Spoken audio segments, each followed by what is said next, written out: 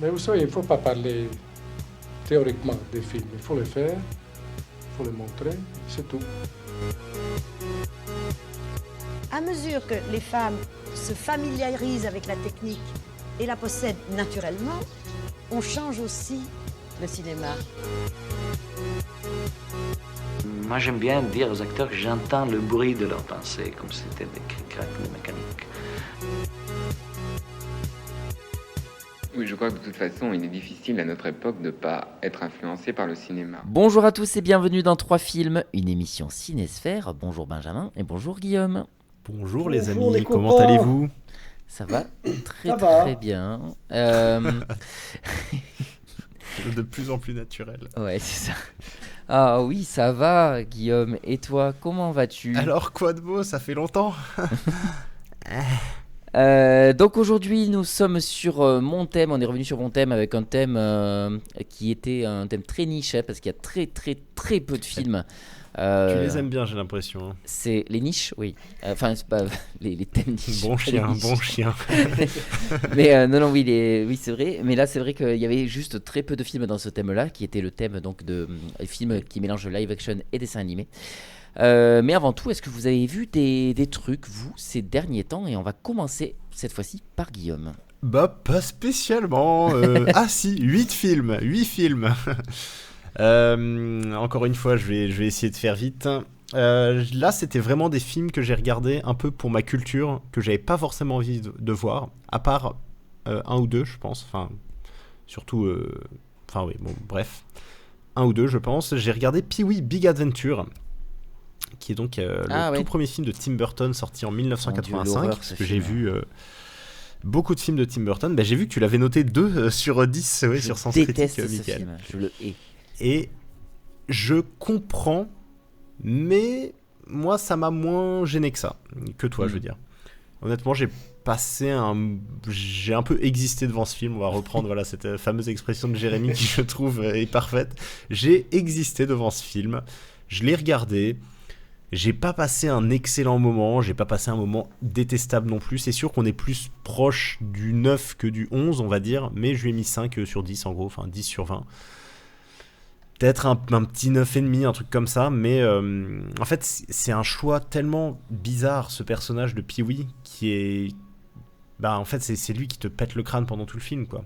C'est que c'est un gars qui fait... comme ça, t'as l'impression que c'est une parodie d'un... Ah ouais, c'est une horreur.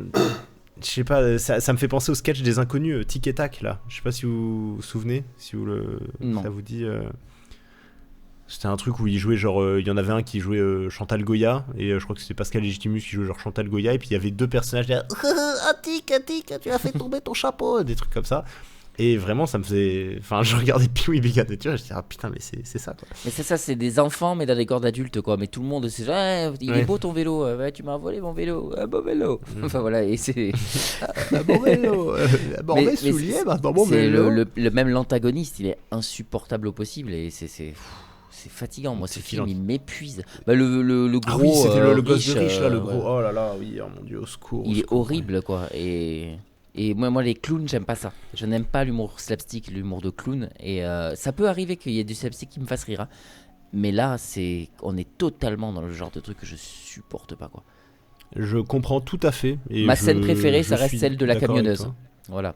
Quand t'as son visage qui se transforme en Tim Burton. Ah oui, c'est là que tu vois Beetlejuice, Tim Burton. ouais, ça. La légende de la camionneuse fantôme, là. Ouais, c'est ça. Mais oui, honnêtement, je comprends tout à fait ce que tu dis. Après... Pourtant, j'étais pas dans un super état d'esprit pour le regarder. J'étais pas là, genre, enjoué. Oh, vas-y, je me sens prêt à le découvrir. Bon, mais t'as bien. Je sais pas, il y a un truc qui a pris sur moi. Je saurais pas trop l'expliquer, mais c'est un film très particulier. Je comprends tout à fait qu'on n'aime pas du tout. Je suis pas sûr de le revoir un jour, mais je dirais que c'est un gros 4 ou un petit 5. Voilà. Ensuite, pour vous faire plaisir, pas du tout, je sais pas pourquoi je dis ça, mais j'ai regardé Avatar de feu et de cendres. Ok. Que j'ai trouvé parfaitement oubliable et je m'attendais exactement à ça. Je vais pas dire je m'attendais à rien et j'ai quand même été déçu. Honnêtement, je m'attendais tellement à rien que c'était pas possible de me décevoir, ce qui est peut-être encore pire. Mais vraiment, c'est fascinant à quel point le 2, il avait au moins le mérite après le premier film, tu vois, d'amener une fin différente au premier film. Je sais pas comment dire. Là, le 3, le passage du 2 au 3, quand on analyse les deux fins des deux films, absolument rien n'a changé. Le troisième film aurait pu disparaître, ça aurait rien changé. Il y a que le personnage, alors c'est pas Valak, je sais plus comment elle s'appelle, Vendag ou je sais pas trop quoi. C'est la méchante, là, la chef de la tribu des cendres, que je trouve très stylée. Lui, son personnage est vraiment cool. Alors, ce serait bien qu'il soit un peu plus exploité de manière plus profonde et encore plus un peu en antisémite, j'allais dire n'importe quoi. C'est pas, comment on dit c'est pas un antonyme. Les juifs de Pandora, antagoniste. connus. C'est un antagoniste, voilà, pardon. Ils dominent le monde. Antasioniste. Non, pardon, non, c'est pas ce que je voulais dire. Non, l'antagoniste, du coup, serait bien qu'elle soit plus. Un peu plus travaillée plutôt que ah ouais, je vais sortir avec Quaritch maintenant, on va faire des enfants nous aussi de notre côté, ou je sais pas où ça va, mais bon, c'est pas fou. Et d'ailleurs, j'ai vu qu'elle était interprétée par. C'est celle qui joue la femme du fils Stark, là, celle qui est enceinte et qui se fait tuer dans Game of Thrones. Okay. Est-ce que vous savez qui est cette femme dans la vraie vie ? Non. Je crois que c'est Ouda, un truc comme ça, son prénom, Chaplin, et c'est la petite fille de Charlie Chaplin. Ok. Donc assez incroyable. Ça me dit un truc, la fille de Géraldine Chaplin. Ok. Mais assez incroyable. Et Spider, évidemment, pire personnage de la saga Avatar. J'en ai rien à foutre de ce gosse. Il est assez insupportable. Enfin, vraiment, ils se perdent complètement. Et là, j'ai vraiment perdu espoir dans le 4 et le 5. Je pense que je vais garder que le premier Avatar en tête. Et je vais complètement oublier les autres. Je lui ai mis 4 sur 10. Et voilà, j'estime que c'est assez gentil. Parce que bon, ça reste un film très beau et tout. Mais on a des attentes plus élevées, quoi. Quand j'ai vu le 3, en fait, je me suis dit, autant le 1, j'ai adoré, je suis allé voir le 2 en ayant un peu peur, mais je me suis dit, j'ai adoré le 1, donc il y a moyen, bon, j'ai détesté le 2.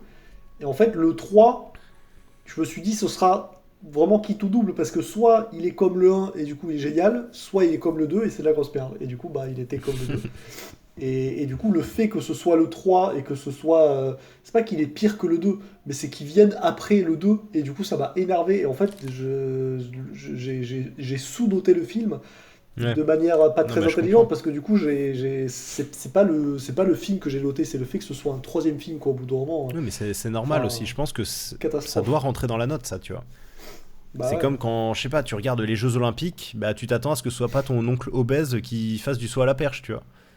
Tu t'attends à un minimum de trucs. Là, on te dit, ah ouais, c'est un film Avatar réalisé par James Cameron avec je sais pas combien de millions de budget. Tu te dis, ah bah voilà, je vais pas le noter comme je vais noter un Blair Witch Project ou je sais pas trop quoi. Donc, je pense que c'est important de rentrer ça dans la note. Et le côté, voilà, si c'est une suite aussi, ça rentre en compte. C'est encore une fois un de ces films qui est une suite, on sait pas trop pourquoi. Ça arrive des fois, comme The Raid. Pardon. Moi, c'est un truc, c'est que le troisième, mais je finis sur ça, c'est que le deuxième, je me rappelle, le premier, je l'aimais bien. C'est pas exceptionnel pour moi, mais voilà, c'est un bon film. Oui, mais je suis d'accord, oui. Le 2, mais c'est un film important. Avatar reste un film important pour le cinéma, pour ce qu'on a pu apporter dans les nouvelles technologies, etc. Donc, du coup, c'est un film très important, donc ça à prendre en compte. Le 2, quand je suis allé le voir au cinéma, je l'avais vu avec Ophélie, j'ai été assez émerveillé, à part pour son truc de la HFR variable qui est une horreur, mais après, sinon, j'étais assez émerveillé devant le film. Et donc, moi, j'avais vachement aimé. Et tous les défauts que Benjamin en disait, j'étais pas d'accord avec lui. Et du coup, bon, tant pis, c'est comme ça, mais c'est vrai que moi, j'aimais bien le film. Et bien, avec le temps, j'ai remarqué que j'en ai plus rien à foutre du film. Donc, j'ai peut-être plus aimé sur l'instant. C'était un peu la culture de l'instant. Aujourd'hui, là où j'aurais pu mettre un 9 à l'époque, je suis plus sur un 7, 6 ou 7, tu vois, sur le 2. Et au point que je suis même pas allé voir le 3 et que j'en ai aucune envie. Avatar, c'est fini pour moi, quoi. Ça y est. C'est ça. Moi, je l'ai regardé sur le coup, tu surnotes les films, Michael. C'est bizarre, ça te ressemble pas. Non, mais tu crois que je les sous-note après, toi. C'est pas pareil. Moi, je pense que soit l'un, soit l'autre. Non, mais parfois, je leur mets des meilleures notes après, même. Comme Zone Humide, qui est passé de 8 à 9. Oh là là. Quel enfer. Allez, enfin voilà, je crois que je l'avais déjà dit quand toi tu l'avais vu, Benjamin, Avatar 3. Mais oui, c'était ça. J'avais de l'espoir en me disant que peut-être que le 2, c'était une espèce de transition. Donc il avait le rôle un peu ingrat d'être le film chiant entre le premier et 3, 4, 5. Et en fait, c'est une théorie de merde. Parce que le 3, c'est exactement la même chose. Donc je vais pas refaire le pigeon à me dire non, mais c'est bon, la deuxième dose de vaccin, elle va vraiment marcher cette fois-ci. Allez, j'attends la troisième, etc. Donc voilà. Et oui, c'est un podcast engagé, bien évidemment. Mort au Vaxibus de Skyrock, pardon. Du coup, après, j'ai regardé 28 ans plus tard. Les 2 films 28 ans plus tard. Parce que j'aimais vraiment bien les 2 premiers. Il y avait ce côté vraiment crasseux, un peu dégueu que Danny Boyle aime bien. Dans le premier, que je trouvais assez dur. Et le 2, je trouve que la scène d'introduction de ce film... Le film est pas dingue, hein, il est même assez nul. 28 semaines plus tard. C'est une catastrophe, mais oui. La scène d'intro, elle est absolument incroyable et c'est vraiment, elle est dans mon top 10 peut-être des scènes incroyables dans des films nuls, tu vois. Et du coup, j'ai regardé le 3, le 3e et le 4e, parce qu'il y en a eu un en 2025 et un en 2026. Et celui de 2025, du coup, il était sympa. Je vois pas trop quel était son but, on va dire, mais il était correct comme film. Et je lui ai mis 6. Et celui d'après, du coup, qui se concentre beaucoup plus sur le personnage de Ralph Fiennes, je sais jamais comment on doit dire, et cette espèce d'alpha qui c'est trop perturbant. Ils ont fait, je sais pas si vous les avez vus ces films. Non, mais j'en ai beaucoup entendu parler. J'ai regardé pas mal de critiques à leur sortie, donc je sais vaguement. Donc voilà, y a, en gros, ils font évoluer un peu les zombies comme dans beaucoup de séries de films où maintenant il y a les teubés, en gros les Homer comme dans Zombieland, c'est les Homer Simpson qui sont complètement gros, débiles, qui vont lentement et tout. Et t'as les alphas maintenant qui eux font 2,50 m et ont une capacité d'intelligence, d'adaptation et tout. Et il y a un truc très perturbant, c'est qu'il y a un mec de 2,50 m et ils lui ont mis il est à poil du coup, et il a une espèce de prothèse de fausse bite qui est absolument colossale et qui lui tombe quasiment jusqu'au genou, et c'est ultra perturbant. Des fois tu le vois courir en hurlant en zombie avec cet énorme truc qui balance entre ses jambes. C'est là, waouh, ok. Et il y a une espèce de rapport ultra bizarre où Ralph Fiennes il commence à droguer le zombie, et puis ils passent des moments ensemble, et puis il finit par réussir à parler. Donc il y a tout ce rapport un peu avec l'épidémie, avec l'infection, le virus, tout ça, donc qui semble être... il est possible de le vaincre, visiblement, ou je sais pas trop quoi. Il y a une zombie qui va donner naissance à un gosse, mais qui est normal, donc c'est très bizarre. Et en parallèle de ça, une espèce de team de hooligans britanniques qui ont tous des perruques blondes, qui s'amusent à torturer les gens. C'est ultra c'est tiré d'une histoire vraie, ça. Ah ouais, pendant une apocalypse de zombies, des hooligans anglais. Les hooligans anglais, les hooligans, ils font une référence à réellement un truc qui s'est passé en Angleterre avec un personnage important. Et je sais plus ce que c'est, mais tu chercheras sur internet, c'est hyper intéressant. Ok. Bah ouais, il y a un côté un peu genre Orange Mécanique, mais voilà. Non, mais là c'est vraiment, ils font référence directe. Je sais même pas si c'est pas un homme politique ou quoi que ce soit, mais vraiment à quelqu'un, quoi. Bah écoute, ils s'appellent tous Jimmy, je crois, ou Johnny dans l'équipe. Oui, mais c'est ça, mais je crois que c'est ça, c'est Johnny ou Jimmy quelque chose, ouais, en effet. Bon en tout cas, le deuxième qui est un peu plus, vraiment un peu plus mystique, on va dire, je lui ai mis 5 sur 10, c'est vraiment bizarre. D'ailleurs, oui, 28 ans plus tard, là, celui de 2025, c'est Danny Boyle qui l'a réalisé aussi. Et c'est vrai que j'avais pas trop senti la touche, et c'est quand j'ai vu Cillian Murphy à la fin, j'ai fait oh, bah tiens, c'est marrant. Ok. Enfin voilà. Et après, j'ai regardé La Momie de 99. Ah, depuis le temps, ok. Et voilà, et donc j'ai regardé et j'ai passé un très bon moment devant le premier film du coup. Évidemment. C'est un bon film d'aventure quoi, c'est comme on savait faire dans les années. Mais voilà, c'est ça, 2000. C'est à l'ancienne. Bon alors, il est vrai que les effets spéciaux ont atrocement mal vieilli. Ouais, ça c'est sûr. Mais je trouve toute la première partie du film, en fait, jusqu'à ce que la momie se réveille en fait, c'est ça qui est un peu contradictoire, paradoxal, c'est que je trouve la première partie du film géniale. Tout le truc où ils vont être en mode Indiana Jones à la piste de l'endroit là, du tombeau quoi.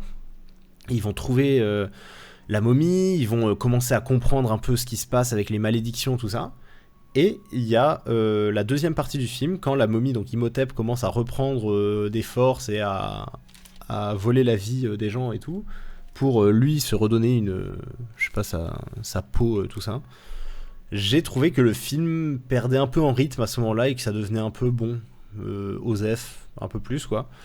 Mais bon, ça reste un très bon film, très divertissant. Je lui ai mis 7 sur 10, vraiment un bon 7. Et c'est vraiment le pur film produit années 90-2000, sans prétention, qui veut juste raconter la petite histoire voilà, de la momie, un bon retour à un classique du cinéma. Enfin, je trouvais que c'était vraiment bien. Et après, j'ai regardé le deuxième, qui est quand même sacrément en dessous. Hein, on va pas se mentir. Là, je me suis vraiment ennuyé. Je sais même pas si je l'ai vu le deuxième. C'est le Roi Scorpion ou pas du tout? Oui. Ouais, c'est ça. Ouais, non, mais le je me retour rappelle de la pas, momie. Et c'est, pour le coup, je pense, probablement une des pires CGI que j'ai jamais vues. Dwayne Johnson en Roi Scorpion. T'as vu The Flash? Au secours. Oui, j'ai vu The Flash, oui. Voilà. Franchement, je pense que c'est encore pire que The Flash. Hein. Oui, et pourtant, je me souviens très bien de la scène du bébé. Mais oui, il n'y ça avait pas de l'excuse moyens de et l'époque, tout, quoi. donc c'est différent. Mais c'est vrai que visuellement, le Roi Scorpion, t'as l'impression que c'est une mauvaise cinématique de PS2, c'est horrible. Donc ouais, pareil, je lui ai mis 4. C'était vraiment un peu le truc forcé, long. Et enfin, plus que 2 films, ne vous inquiétez pas, j'ai vu Greenland Migration. Donc la suite de Greenland, oui. Dernier Refuge. Donc j'en avais déjà parlé dans une longue... C'est le troisième là, du coup? Non, c'est le deuxième. Ah, c'est le deuxième. Et le premier Greenland, déjà, il m'avait un peu saoulé parce que c'était vraiment aller te foutre des trucs ultra américains, des espèces de relations de famille pendant un cataclysme planétaire, avec le pauvre enfant qui a du diabète et le père qui doit aller chercher ceci à travers le monde, enfin je sais pas trop quoi, et puis ce côté ultra américain à donner des leçons de vie, enfin déjà ça m'avait saoulé, j'avais pas aimé, mais alors le 2, mais c'est encore pire, au secours. Moi qui adore les films un peu à la con avec Gérard Butler, là j'en pouvais plus, j'étais à la fin, je dis mais abattez-moi, au secours. C'est tellement prétentieux, pompeux, chiant et moralisateur, enfin vraiment j'ai vraiment passé un très mauvais moment, je lui ai mis 3 et honnêtement ouais, je pense qu'il le mérite vraiment. Il se passe rien, ça se veut vraiment... En fait j'ai l'impression qu'aujourd'hui c'est tout à la... Les films catastrophes, c'est un peu à la branlette intellectuelle. Maintenant, les films catastrophes, il faut plus voir de catastrophes. C'est que des gens qui vont dans des refuges, qui courent et qui disent ouais attention, oh, regarde, et tu vois un bout de météorite dans le ciel. Mais c'est tout quoi. Et t'es là, enfin ils sont où C'est la faute on de peut réussir Christopher à faire Nolan. Il a voulu Oui, tout c'est ça, intellectualiser et du coup tout le monde veut faire comme lui maintenant. Et je sais pas. Heureusement, Roland Emmerich est toujours là, qui arrive avec des Moonfall. J'ai vu Moonfall justement et il m'avait fait mal Moonfall. Alors que nous on avait rigolé quand même. Ce banger. Il faudrait que je le revoie Moonfall. Moi, je le sens que j'avais pas. Non, faut le voir avec des copains et des bières quoi. Nous on l'avait vu au cinéma tous les deux bah, et ça. on a été morts de rire de se dire mais c'est nul, mais que c'est on a con. rigolé, ouais. Oh là là. Ben c'est con, mais ça part loin dans sa connerie, quoi. C'est ça qui est Ouais, fou. c'est C'est ça. ça qui est beau. À partir avec du moment où Roland la Emmerich, théorie c'est du qu'il- complot il est dans son délire, quoi. que de la Lune est un vaisseau et que c'est vrai, je suis c'est génial, allez, Voilà, c'est bon, c'est- vous avez accepté. Oui, À partir du moment où on c'est accepte Roland ça, Emmerich. c'est génial, allez, c'est bon. Ah non, mais quelle angoisse, ça n'empêche. Sinon, petite digression, je suis en train de regarder Narcos. On est en train de finir la 2e saison avec ma copine. Ah, C'est vraiment pas mal. C'est trop bien. C'est bien. Alors, il y a quand même un petit problème de rythme par moment, quand même. Les moments, c'est un peu long. Mais bon, j'ai vu The Handmaid's Tale, donc je crois que je suis vacciné contre ces moments longs et chiants. Donc voilà, c'était le petit big up à Narcos. Et le dernier film que j'ai vu il y a quelques jours, c'est Bac Nord, que je n'avais jamais vu et que j'avais envie de voir.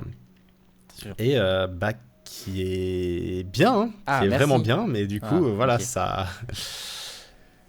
Voilà quoi, ça énerve un peu, on va dire, et c'est vrai que ça me donne un peu envie de mourir, tout simplement. C'est tellement déprimant de voir l'état de... Ouais. Faut de pas le voir certains comme endroits faut en pas France le voir comme un aujourd'hui. film documentaire non plus. C'est- Non. Non mais c'est Non. vrai. Ouais, non mais c'est vrai. Non, mais non, mais- ça reste un film de fiction, même si c'est quand même ça parle vraiment de zones de violence qu'il peut y avoir. Là, il y a vraiment Il y a quand même un Oui, côté c'est très de la- exagéré là. Enfin, Bah après, c'est tiré d'une histoire vraie, mais après, oui, je Mm. pense que c'est pas mal romancisé, Romancé. je sais pas comment on dit.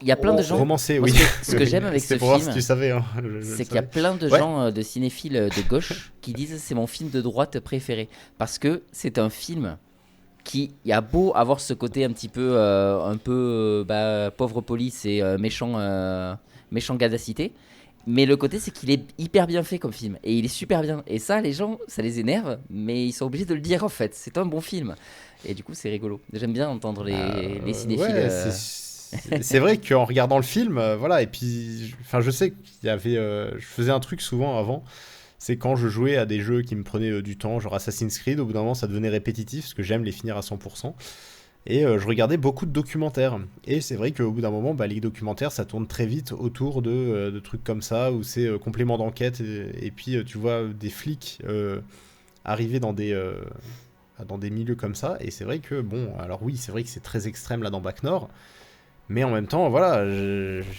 malheureusement, j'ai vu des reportages comme ça où ça, c'est pas un mythe. Hein. Genre les cités où la police ne peut même plus entrer, où les voitures se font contrôler quand tu rentres dedans, ça, c'est des trucs qui existent vraiment. Et c'est vrai que, alors je suis pas à dire, ah bah oui, la pauvre police, la police parfaite ou je sais pas trop quoi, mais bon, quand tu vois des films comme ça, mais ce qui est, ou même quand tu vois dans la réalité des ce mecs qui est horrible des dans bagnoles ces de flics films-là, qui se c'est font plus- c'est plus- caillasser. il y a toujours pas, c'est toujours pareil en fait, c'est une question de niveau et de là où tu te places. Eux ils se placent à l'échelle humaine et ils sont directement dans le conflit et ils ont des gens en cravate derrière eux qui leur disent faites ça ou ne faites pas ça, et alors qu'ils y connaissent rien, ils sont pas sur le terrain et ça rend fou en fait. Et moi c'est ça qui est incroyable dans ce film, c'est ce côté un petit peu oublié et on vous met de côté et ça donne Ah bah des clairement, c'est scènes les Expandables. ça te donne des scènes de jeu incroyables. Moi je sais que j'avais des frissons, des moments de Quand pétage Gilles de câble Lelouch de est- Lelouch. Ouais. Oh là là là là. Quand il est dans le bureau du procureur, là, Ah, avec mais son supérieur, et que son incroyable. supérieur le regarde même pas dans les yeux, il fait non, Ouais. j'étais pas au courant et tout. Ah oui, oui, putain. Ah non, Ça, non, mais c'est t'as des... horrible. Vraiment, Bac Nord est un C'est horrible. putain de bon film et une putain de direction d'acteur derrière. Ouais. Mhm. Et oui, bien sûr, ça Et du te- coup, tu joues aux jeux ça vidéo révolte, quoi. en regardant des documentaires. Bah oui, il y a des jeux, si tu veux, si je joue à des jeux, genre, je sais pas... En gros, il farme quoi. Enfin, c'est ce qu'il voulait dire. C'est comme il est fini à 100%, il fait des trucs en boucle, en farmant. Bah c'est ça, si tu veux, les quêtes FedEx qu'il y a dans Assassin's Creed Je Odyssey... fais pareil le quand je truc, fais des ça RPG. prend- Quand je suis en ça mode prend 50 heures, 2 donc heures de au bout d'un combat moment- dans les RPG pour farmer de l'XP, bah, je me mets un truc en fond et je regarde des vidéos YouTube, des trucs Ah comme ouais. ça. Et je joue à farmer. Mais voilà, et j'arrête si je dois avancer dans l'histoire. Non mais voilà, c'est-à-dire que si tu veux, s'il y a des dialogues, si je fais le mode histoire d'un jeu ou un truc comme ça, évidemment, je vais rien mettre à côté, genre... Non, mais oui, c'est oui, ça. j'espère. Mais si tu veux, c'est des jeux où en fait ils sont tellement répétitifs à partir d'un moment, mais bon bah voilà, t'as le côté où t'as envie de jouer à ce jeu, mais bon, il y a rien d'autre à faire, donc tu le finis à 100%, tu fais des quêtes à la con, ou GTA 5, tu vois aussi, c'est pareil, t'es avec toutes les quêtes où tu dois aller ramasser, je sais pas, les pièces d'Alien ou je sais pas trop quoi aux quatre coins de la map, bon bah c'est chiant. Au bout d'un moment, bah voilà, tu te mets une vidéo, un documentaire en fond, et pendant que tu joues, parce que je fonctionne, voilà, enfin j'ai une mémoire auditive en fait, c'est-à-dire que si je suis concentré, genre sur mon portable, à jouer à 2048, et que tu me parles, je retiens absolument tout ce que tu me dis, si tu veux, voilà, je prête vachement attention à la conversation, mais voilà, alors que au contraire, si je te regarde et pendant que tu me parles, j'ai tendance à partir de moi-même dans mes pensées, puis à complètement perdre le fil. Et je sais qu'Assassin's Creed, c'est typiquement le genre de jeu, parce que je les ai tous faits à 100% depuis Black Flag. Donc c'est vrai que au bout d'un moment, bah, tu finis par écouter des documentaires, que ce soit des trucs d'histoire, même parfois des livres audio, trucs comme ça. Et puis bref. Et moi, c'était des documentaires. J'ai eu ma phase un peu documentaire. Et il y en avait pas mal comme ça. Et c'est vrai que c'est ça qui est horrible et qui est déprimant. C'est que je pense qu'au lieu de s'en prendre aux flics, il faudrait s'en prendre à ceux qui sont au-dessus et qui les envoient dans ces trucs-là. Et enfin, c'est pas étonnant qu'il y ait que ce soit un milieu qui aille aussi mal, le milieu de la fonction publique, police et tout, quand tu vois à quel point c'est mal foutu et à quel point les mecs sur le terrain se font défoncer. Ils se font défoncer par leurs supérieurs, ils se font défoncer par les fils de pute qui combattent dans la rue du trafic de drogue, et ils se font détester même par les Français qui après disent « Ah ouais, les connards de flics... les sales brutes, bavures policières, etc. » Et ils sont là, bah yes, du coup. Alors évidemment, attention, je dis pas que tous les all cops are beautiful, hein, mais c'est juste que, si tu veux, Not all justement, cops. Voilà, non, mais si tu veux dire All Cops are Bastards, enfin ACAB ou je sais pas trop quoi, je suis là, frère, au secours, quoi. Bon, écoute, je quitte le podcast. Enfin, voilà. non. Non, mais c'est. Moi, je pense qu'il faut vraiment beaucoup plus s'en prendre justement à ceux qui sont au-dessus, les préfets, les trucs comme ça, qui eux sont vraiment des belles merdes, je pense, et qui, au contraire, préservent bien plus, je pense, cette espèce d'hostilité, en fait, et des unités, on va dire, des unions, je sais pas comment on dit pareil, entre flics et peuple. Et voyous. Ouais. Très bon film aussi de Flic et voyou. Flic et voyou de Belmondo. Bref, voilà. C'est tout pour moi, merci à tous. Est-ce que vous avez vu des choses, vous, de votre côté, Benjamin ?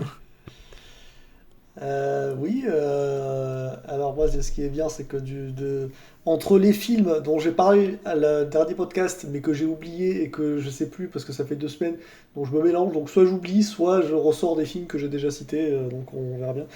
Je vais faire par les derniers que j'ai vus. Donc le dernier que j'ai vu c'était pas pour le podcast, j'ai vu Long Legs. Ah. Ça, j'en avais pas parlé parce que c'est plus récent. Donc, ouais, j'ai vu Long Legs. J'ai trouvé sympa. J'ai mis genre un 6, peut-être en gros 6. Mais c'est sympa. Il y a des bonnes choses. Mais je sais pas, j'étais pas non plus emporté à fond dedans. Benjamin, juste, j'ai la liste sous les yeux de ce qu'on a regardé tous les deux. Donc, je vais te les dicter. Tu as vu Godzilla ? Vas-y. C'était le lendemain du podcast, donc tu peux y aller. Voilà, donc Godzilla, donc avec Jean Reno de 98, je crois. Catastrophe. Alors il est bien. Film chiant. Oh là là. Tu l'as pas vu ? Non, j'ai jamais vu. c'est long, c'est chiant, c'est moche, il n'y a rien qui va, j'ai mis 3.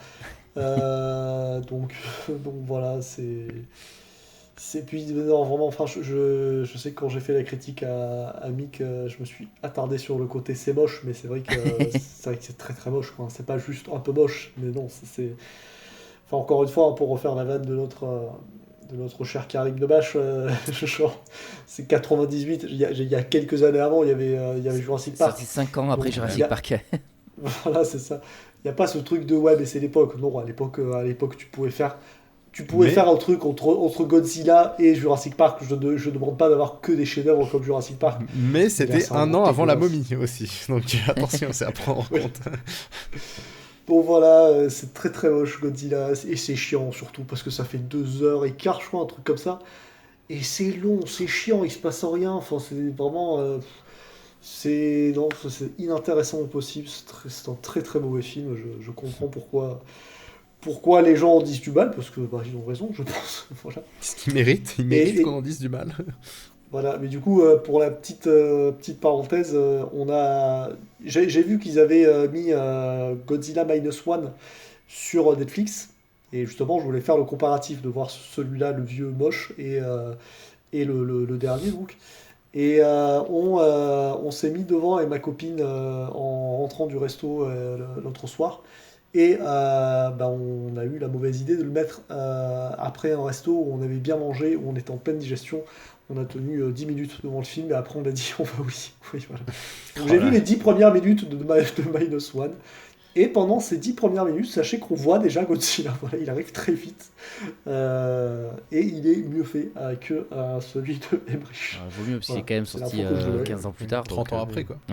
Attends, quoi ? Non, mais oui, c'était Godzilla Minus One ? Mais attends, mais c'est lequel Godzilla Minus One ? C'est le japonais. C'est celui qui est sorti dans les années 2010, là.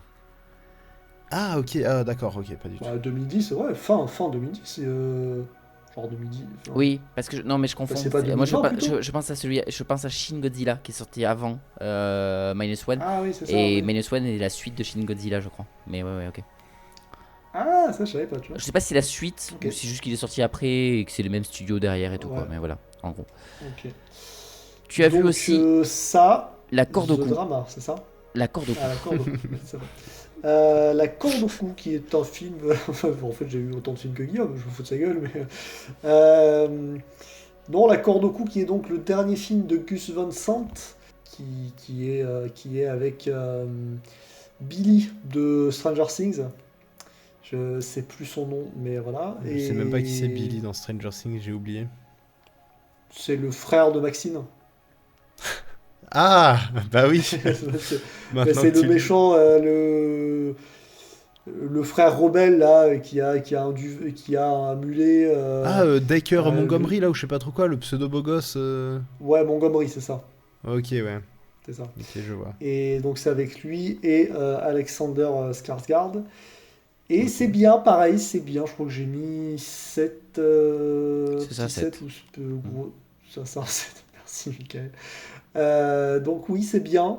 C'est pas palpitant non plus de fou. Donc je passais un bon moment, mais voilà, sans plus, dirons-nous.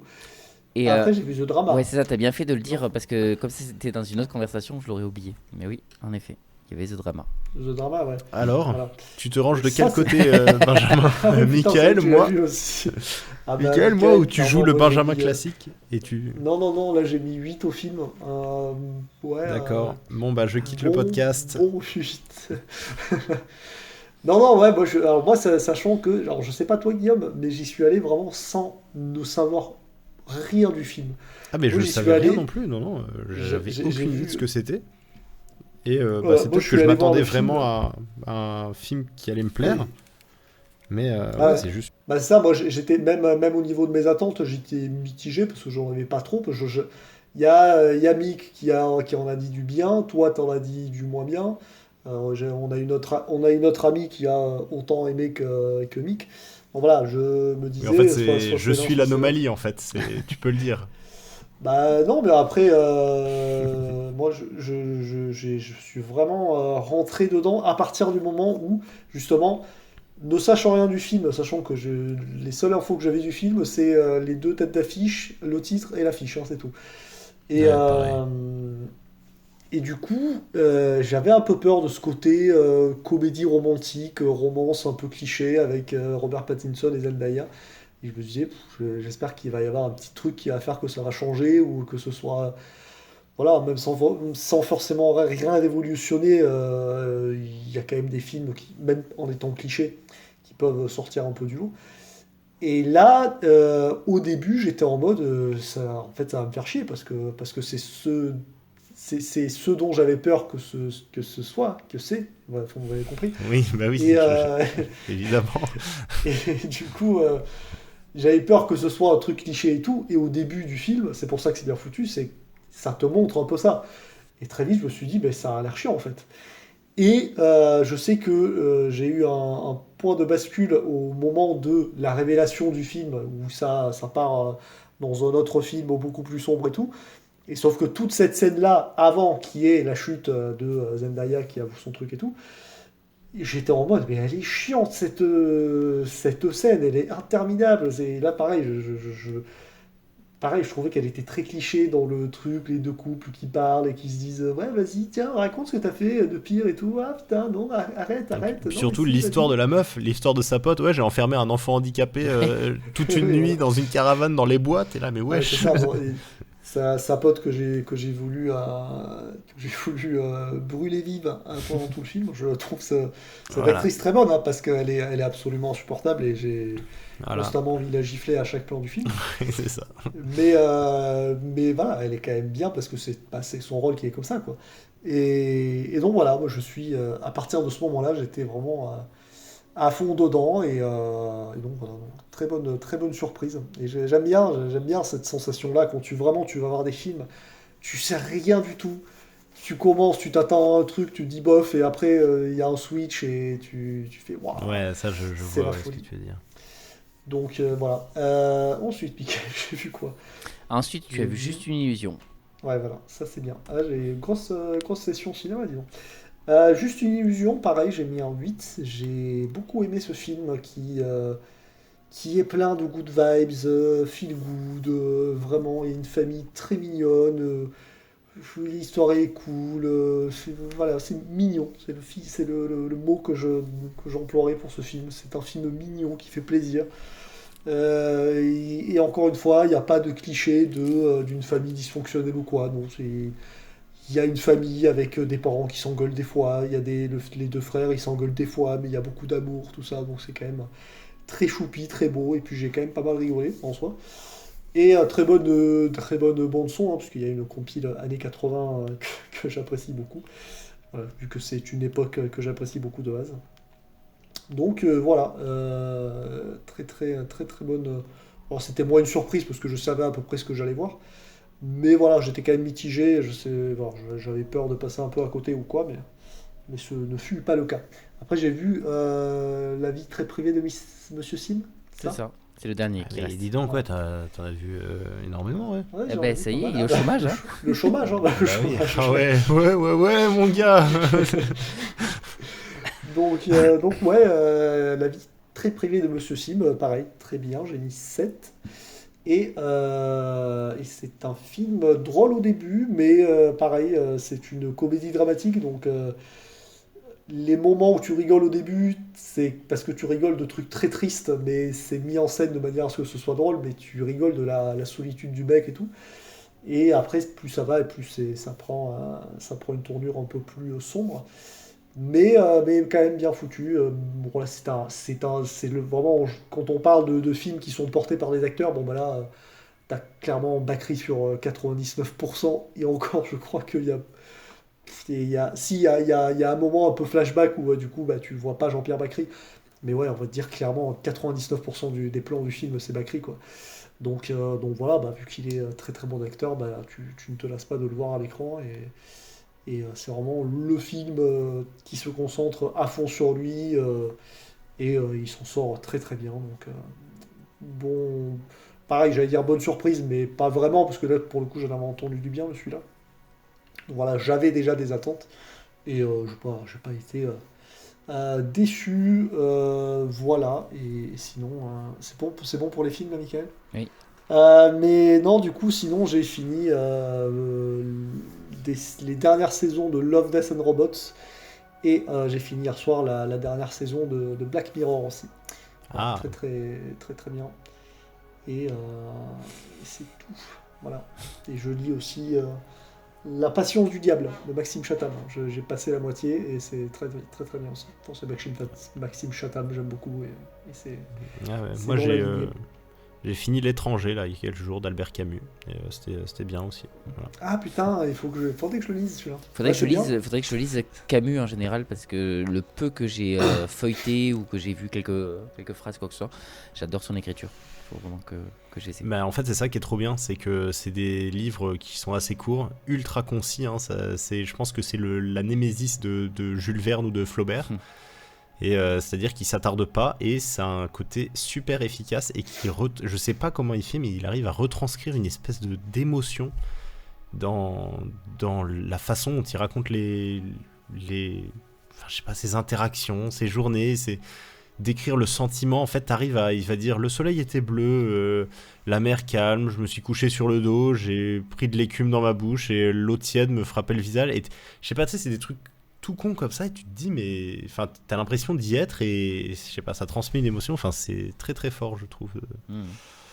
Donc voilà, et puis c'est vrai que pour le coup là c'était la même chose, je savais pas du tout ce que ça racontait, juste la première phrase du roman je fais ah oui ça me dit un truc ça effectivement, et parce que elle est connue, et puis genre la direction que prend le livre j'étais là attends mais quoi, ça commence comme ça et ça finit comme ça, ok d'accord, mais c'est un truc très court, hein, il se passe pas grand chose mais ouais, c'était vraiment vraiment intéressant.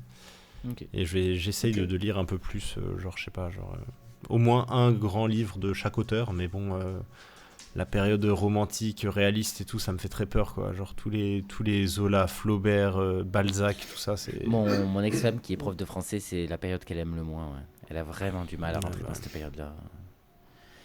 C'est pas de chance hein, parce qu'il y a vraiment genre tous les plus grands bangers de la littérature française quoi. Ouais, elle aime beaucoup le théâtre du 17e, ce truc-là.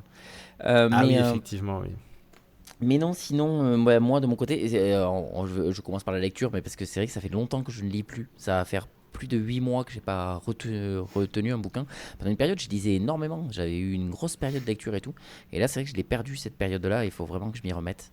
Mais bon, bref, ça c'est C'est juste ça, parce que j'avais commencé Dr Sleep et je suis toujours au stade de commencement de Dr Sleep depuis 8 mois, quoi. Donc, Il est toujours pas devenu Dr Caleçon, quoi. Voilà. yes. Je suis désolé, Et- je suis fatigué. Il y a un truc que j'ai en tête que j'aimerais bien me faire, et là du coup je l'ai sous les yeux donc j'y pense aussi, mais c'est lire des livres de films que j'ai bien aimés et de comparer. Donc Ouais. genre là j'ai La Vague sous les yeux, on me l'a prêté, et j'avais vu le film, j'avais beaucoup aimé La Vague. Et C'est ma il passion, est bien, de ce que je Oui, fais on va avec voir ce tous que les ça donne Stephen en- King, du coup. Oui voilà, par exemple. Ouais. Mais oui, j'adore lire les bouquins que j'ai vus des films tirés de Stephen King ou le contraire. Quand j'ai lu un bouquin, j'adore revoir l'adaptation. Et pareil, j'ai Jurassic Park et je l'avais commencé, c'est pareil. C'est Ah un, oui. c'est un livre que j'avais commencé, j'avais lu une centaine de pages. J'ai arrêté et après j'ai mis trop de temps dans mon attente qui fait qu'il faut que je le recommence maintenant. Mais c'est pareil, c'est pas du tout pareil que le film, c'est un gros thriller en fait et c'était vachement original et j'aime bien de le voir d'une autre manière du coup l'histoire de Jurassic Park. C'est quoi, c'est Crichton, c'est Michael Crichton C'est ça, ouais. Jurassic Park. exactement. Oui, bah je crois que je vous l'avais dit, mais c'est celui qui a fait Twister aussi. Voilà. Ok. Et enfin, qui a écrit visiblement, c'était un roman aussi, je crois, Ok. Ah ouais. à la base. Putain, c'est fou, ça me fume que des films autant blockbusters dont on a l'image du truc très américain, très d'action et tout, et de dire mais ça donne quoi en livre? En vrai, je suis super curieux de ce genre de livre. Mais non, mais surtout, enfin, tu veux dire quoi, genre pour Twister? Et là, il y a une tornade de fou, elle arrive, et Mais ça ouais. tourne, et il y a une vache et tout. Et... Mais non, parce que Ah, c'est justement comment tu que racontes c'est- ça, quoi? évidemment que les bouquins c'est Mais pas c'est du ça, tout comme je on- disais, même le Jurassic Park, franchement, comme je disais, les 100 premières pages, mais presque ça a rien à voir avec Jurassic Park, quoi. C'est ça qui est fou. Ouais.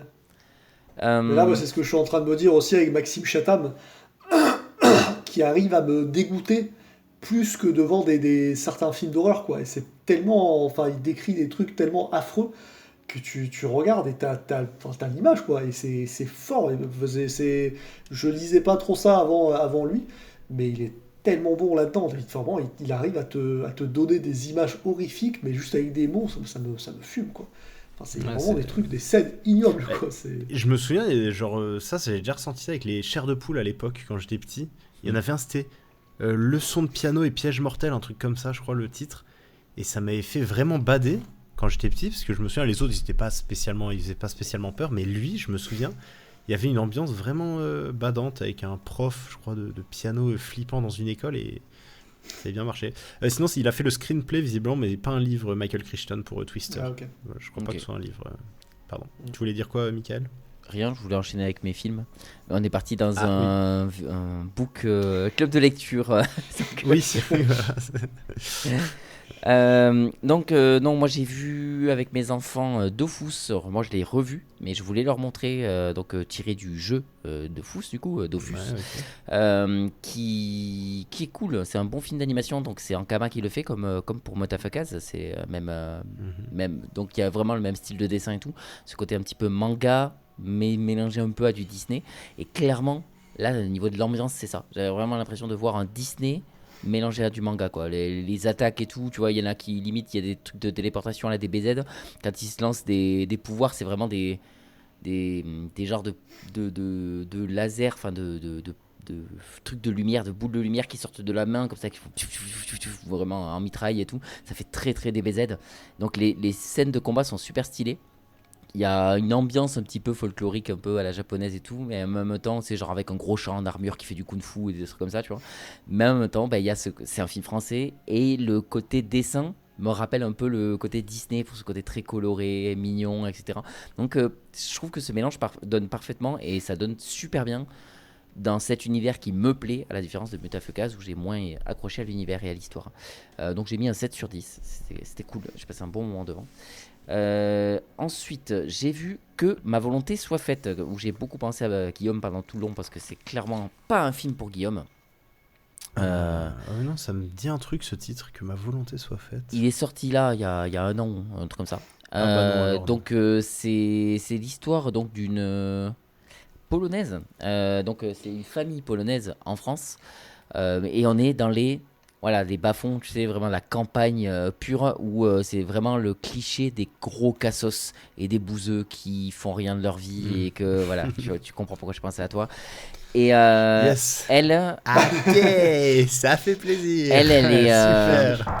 et vraiment on est vraiment dans le dans le cringe dégueulasse, vraiment, tu vois, vraiment tu sais, quand ils font le mariage avec des bottes de foin partout, et puis ils picolent, et puis la mariée qui pleure, parce qu'elle est pas, tu sais, comme si elle était un peu, c'est vraiment striptease, quoi, t'as l'impression elle s'est mariée un peu comme ça, parce qu'elle s'ennuie, en fait, et qu'elle a personne d'autre avec qui se marier qu'avec ce Polonais un peu bof, et tu sais, il se passe pas grand chose, c'est lent, c'est crasseux, c'est voilà.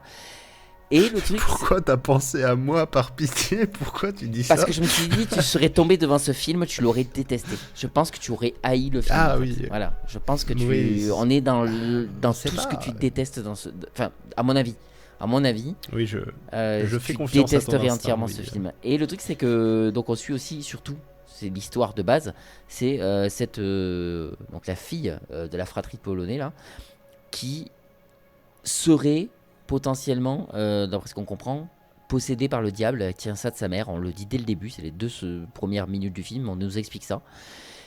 Sauf qu'il n'y a pas de truc grandiose dans le film, hein. Il n'y a jamais de moments vraiment grandiose et tout. Il y a juste des moments où elle a des pétages de câbles, où elle fait des trucs style possédé et tout, où c'est hyper perturbant. Elle joue super bien. Mais après, il se passe pas grand chose pendant tout le long du film. Il y a un côté Carrie, un gros côté Carrie. Mais c'est pas. Voilà, c'est pas fou. J'ai mis 5 au film. Il est pas nul, mais il est pas génial, quoi.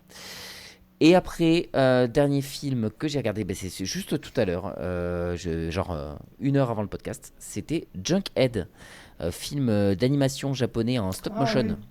Ah ouais, ça. Ah, je crois que c'est vous qui en aviez parlé, ouais. C'est possible. Et surtout qu'il y a Junk World, là en ce moment au cinéma, qui est donc un préquel de Oui, Junkhead, oui, ok, oui. qui se passe 1000 ans avant Junkhead, qui est bien mais. Voilà, c'est-à-dire que j'ai mis 6 au film. C'est un mélange, si je dois dire l'ambiance, entre Eraserhead et La Cité des Enfants Perdus. C'est-à-dire que c'est un film qui te met Waouh. mal à l'aise, qui est suffocant. Faut imaginer que les personnages, quand ils parlent, je suis désolé, chers auditeurs, et je suis désolé aux copains, quand ils parlent, ça fait... Ils parlent tous comme ça. C'est fatigant, c'est éreintant. Le film, j'imagine, ouais. il m'a épuisé à un point, il m'a essoré, quoi. C'était vraiment un... Enfin, faut tenir. Donc il y a un côté horrifique, un côté un peu glauque, un côté donc tout est fait, tout est fait à la main. C'est d'une toute petite équipe. Enfin, c'est vraiment le film à petit budget, mais un gros tour de force du coup. Ce qui fait que j'ai été pris dans l'ambiance. J'aime bien l'univers, j'aime bien l'ambiance, j'aime bien le tour de force et le côté technique du film. Mais à côté de ça, je trouve le film qui se passe pas grand chose. Je me suis un peu fait chier. Et surtout, il y a 0 fin. Tu sens que ça devait continuer le film. Alors, je sais pas si le 3 se passera à la suite directe du 1, du coup, parce que le 2, c'est 1000 ans avant. Mais il n'y a pas de fin, en fait. Ça finit. Ils se parlent, parce qu'il vient de se passer un truc. Ça s'arrête. Et tu fais. Mais t'as pas atteint ton but. Tu devais faire un truc, il l'a pas fait. Enfin, il n'y a rien qui se passe, horrible. en fait. Et du coup, tu fais. Ça doit être Ok. frustrant de fou. Ouais, c'est ça, c'est un peu la fin du Seigneur des Anneaux, tu vois. Sauf que la Seigneur des Anneaux, tu sais qu'il y a une suite. Mais du Oui, coup, ouais. c'est genre, tu sais que l'histoire est absolument pas finie. Mais sauf que là, ça finit comme ça et tu fais ok. Non, mais surtout, Mais- t'imagines le rage bait du mec qui sort ce film et il dit non, mais vous inquiétez pas, dans 2 ans, il y en a un autre qui sort et c'est un prequel. Donc c'est même Ouais, pas, c'est tu vois ça, même pas ouais. la suite, tu vois ce qui Carrément, s'est ouais. passé avant, quoi. Donc c'est vraiment. Donc, ouais. Et donc, le film voilà, faut s'accrocher, mais je le reverrai pas, je pense. Et je sais pas si j'ai vraiment envie d'aller voir Junk World, parce qu'il m'a tellement épuisé celui-là. Et j'ai regardé la critique là juste avant aussi de As l'épouvantail de Junk World, et il dit clairement que c'est comme Junkhead. Donc il y a moyen que je passe un très mauvais moment au cinéma. Mais enfin, un très mauvais moment. Non, mais un moment aussi dur et épuisant que le premier, quoi. Voilà. Mais ça Disons, reste quoi. quand même un film que j'ai plus apprécié que déprécié, donc j'ai mis 6.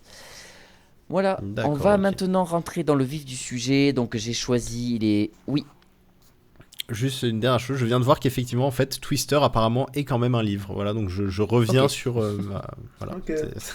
on a fini l'arc Crichton, c'est bon. C'est bon, Twister. Toi au moins est t'es un pas, livre. Ah t'es non, pas en comme fait, Junkhead, non, tu mais si, finis en fait, oui. ton histoire, c'est bien. Voilà, j'ai besoin de terminer ça, oui. Mais on peut y Donc, aller. oui, donc nous allons passer donc à mon thème, qui est le thème du mélange live action et dessin animé. Je vais pas vous demander est-ce que vous avez un rapport à ça. Il y a 5 films, donc c'est bon. Non, Il n'y a pas de franchement, rapport à ça, à part c'est- Space Jam. Vous avez tous vu Space Jam ou pas? Oui. Ouais, voilà. Alors, pas le je 2. l'avais en cassette. C'est un film que je regardais beaucoup quand j'étais petit, moi. J'aimais bien aussi, mais aujourd'hui j'ai aucune envie de le revoir et j'ai presque peur de le montrer à mes enfants parce que je pense qu'il a très moi, mal vieilli. Je l'ai découvert il y a quelques années et j'avais envie de crever un Ouais, peu, ça m'étonne mais pas. ça va, tu vois. Je comprends que quand t'es petit, t'es là, wow, énorme, Mm. Michael Jordan et En Bugs vrai, à Bunny, montrer à tes enfants, je Peut-être. pense qu'il y a moyen. Bah, c'est vrai, parce que moi petit j'aimais bien. Je pense que là on est vraiment dans le film Ouais, ça peut axé être pour un les bon enfants. moyen de les introduire C'est au pas- cinéma d'horreur. C'est pas bien. familial, c'est plus enfant. Et puis peut-être que Alan, vu qu'il a les hormones qui se réveillent, il va comme moi être à fond sur le La Bunny. Mais c'est. J'ai envie de mourir. Allez, Après, gros elle nibard est, de elle est- la elle est Bunny. ultra sexualisée après. Hein. Mais C'est- oui, c'est oui, fait bien exprès, hein. sûr. Mais tu Et, veux qu'on parle de meufs ultra sexualisées? On va en parler dans ce podcast, t'inquiète pas. Et, J'ai déjà 2 occurrences. ouais, mais sauf en que, tête. sauf que c'est fait exprès. Dans les autres. Là, enfin, Coco là aussi Oui, c'est oui, fait oui, exprès. Mais bon, voilà. La Bunny aussi. Hein, Oui, c'est clair. Mais voilà, tout ça pour dire que donc on a pris ça et on va commencer donc directement avec mon film qui à la base, si j'étais parti sur ce thème, c'est parce que je cherchais un thème pour parler de ce film parce que je voulais voir ce film parce que je savais que j'allais voir un mauvais film. Mais je voulais quand même me faire mon propre avis. Je voulais avoir un film. Voilà, il fallait pas Moi, que je je passe pense à côté que, de ce. Michael, il faudrait que tu te fasses toute la liste des films que tu veux voir et vraiment que tu sépares cette liste entre films que tu regardes tout seul et films que tu veux voir mais avec nous, quoi. Parce que que nous, tu on a rien demandé dans imposes, ton que tu téléphone. imposes aux autres surtout. Que tu imposes. Donc pour vous le faire deviner, chers spectateurs, même si vous l'avez vu dans la miniature, je vais recommencer avec mes jeux de mots adorables pour donc le premier film. Quel est-il, les copains? Allez, vous allez deviner le jeu de mots. Un prisonnier se faisant passer pour fou finit dans un hôpital psychiatrique dans lequel il va côtoyer des toons sous acide. Ah, vol au-dessus d'un nid de Cool World. Oui. Ah, putain. Ah, j'étais sur Bien Shutter joué. Island moi au début, Ouais. je comprenais Oui, moi pas. aussi, j'étais sur Vol ce temps, au-dessus raison. de nid de Cuckoo World. Oui, c'est très très drôle. Très bien, Euh, effectivement. Et c'était... Fallait le chercher. Mais il s'en échappe pas. Et ben si, à la fin, à la si, fin, c'est il s'échappe. c'est l'Indien. C'est l'Amérindien qui s'échappe. Ah mais il y a que l'Indien qui s'échappe. Ah bah oui, Jack Nicholson, il s'échappe pas, lui, il est en mode Ah oui. légumes, Ah oui, d'accord, oui, non mais oui, dans son je lit. sais pas pourquoi je croyais que qu'il se sacrifiait pour qu'il s'échappe, mais non, ouais, ça fait longtemps que je l'ai pas vu. Ok. Bah c'est... Voilà. On vous spoil hein, les grands films du cinéma ici, sans que vous le vouliez, voilà, donc vous connaissez la fin de... De toute façon, le film n'est pas bien pour sa fin, il est bien parce qu'il est bien, donc regardez-le. Oui, Euh, oui, C'est plus une question de personnage et de s'accrocher à des gens et à détester. ça fait 60 ans qu'il est surtout sorti, à détester donc faut- d'autres.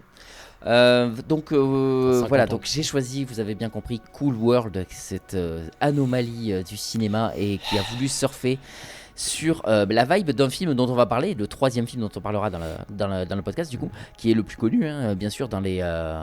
non, le deuxième, pardon. Le deuxième film dont on parlera dans le podcast, qui est le film le plus connu dans ce genre-là. Mais le truc, c'est que Cool World, donc je voulais le voir depuis un moment et j'ai pas été déçu parce que j'ai eu exactement ce que j'espérais. Évidemment, il a pas la moyenne. Hein. J'ai mis, alors je vous avoue, j'ai mis 4 sur le film. Parce que, au moins, je peux lui donner le truc qu'il a été très original et qui m'a... Il m'a réellement défoncé. On est vraiment dans le film qui te défonce sans rien prendre. Et c'est pas une blague. Enfin, c'est pas une blague.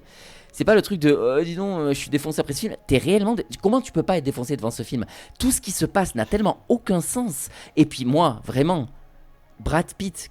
Alors, qu'est-ce qu'il fout là déjà? Mais vraiment, qu'est-ce que t'as fait de ta carrière? Heureusement que t'as eu une carrière après, quoi. Ils auraient pu lui Bah non, mais il était au tout début de sa carrière, là, Ouais, c'est ça. Brad Pitt. Et moi, Brad Pitt défoncé qui vient de sortir de son accident et qui finit dans ce... Oui, alors, juste pour je vais raconter l'histoire très rapide, parce que j'ai oublié de le dire. En gros, il y a deux personnages précis. Il y a celui qui crée Cool World, qui est dessinateur de bande dessinée, du coup, qui a créé Cool World et qui est en prison, parce que c'est un mec hyper borderline, qui a rien à foutre des règles et tout, qui lui... a un peu le pouvoir d'aller dans son propre monde, mais on ne sait pas comment ça marche. De toute façon, on ne sait jamais comment ça marche. Et Brad Pitt, qui lui, après Mais un le film accident lui-même, de moto... le film, Oui, je c'est sais ça. pas comment il marche. Hein. Et Brad Pitt, qui lui, après un accident de moto avec sa mère meurt, et lui, il va dans le monde de Cool World. Il y a une fausse excuse comme quoi il y a une expérience, machin et tout. Après, on n'y revient plus du tout sur cette expérience. Il a C'est juste Alice le in pouvoir d'y Borderland, aller, en en fait. fait. C'est juste... vraiment- Et le truc, c'est que dans le monde de Cool World, il y a une règle, c'est que les Toons n'ont pas le droit de baiser avec les... Donc, c'est un nom, les humains qui sont dans Cool World.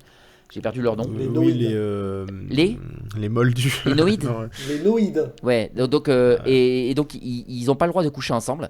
Sauf que, bien sûr, ils meurent d'envie de pouvoir baiser avec eux parce que ça les rendrait humains. Ils pourraient aller dans le monde des humains. Et donc, on va suivre l'histoire d'une bombe sexuelle et qui ne sert qu'à ça. Et clairement, elle a été dessinée pour ça. Donc, elle n'est que comme ça. Ça me fait penser justement à la phrase dans Roger Rabbit quand elle dit je ne suis pas mauvaise, on m'a dessiné comme ça, c'est tout.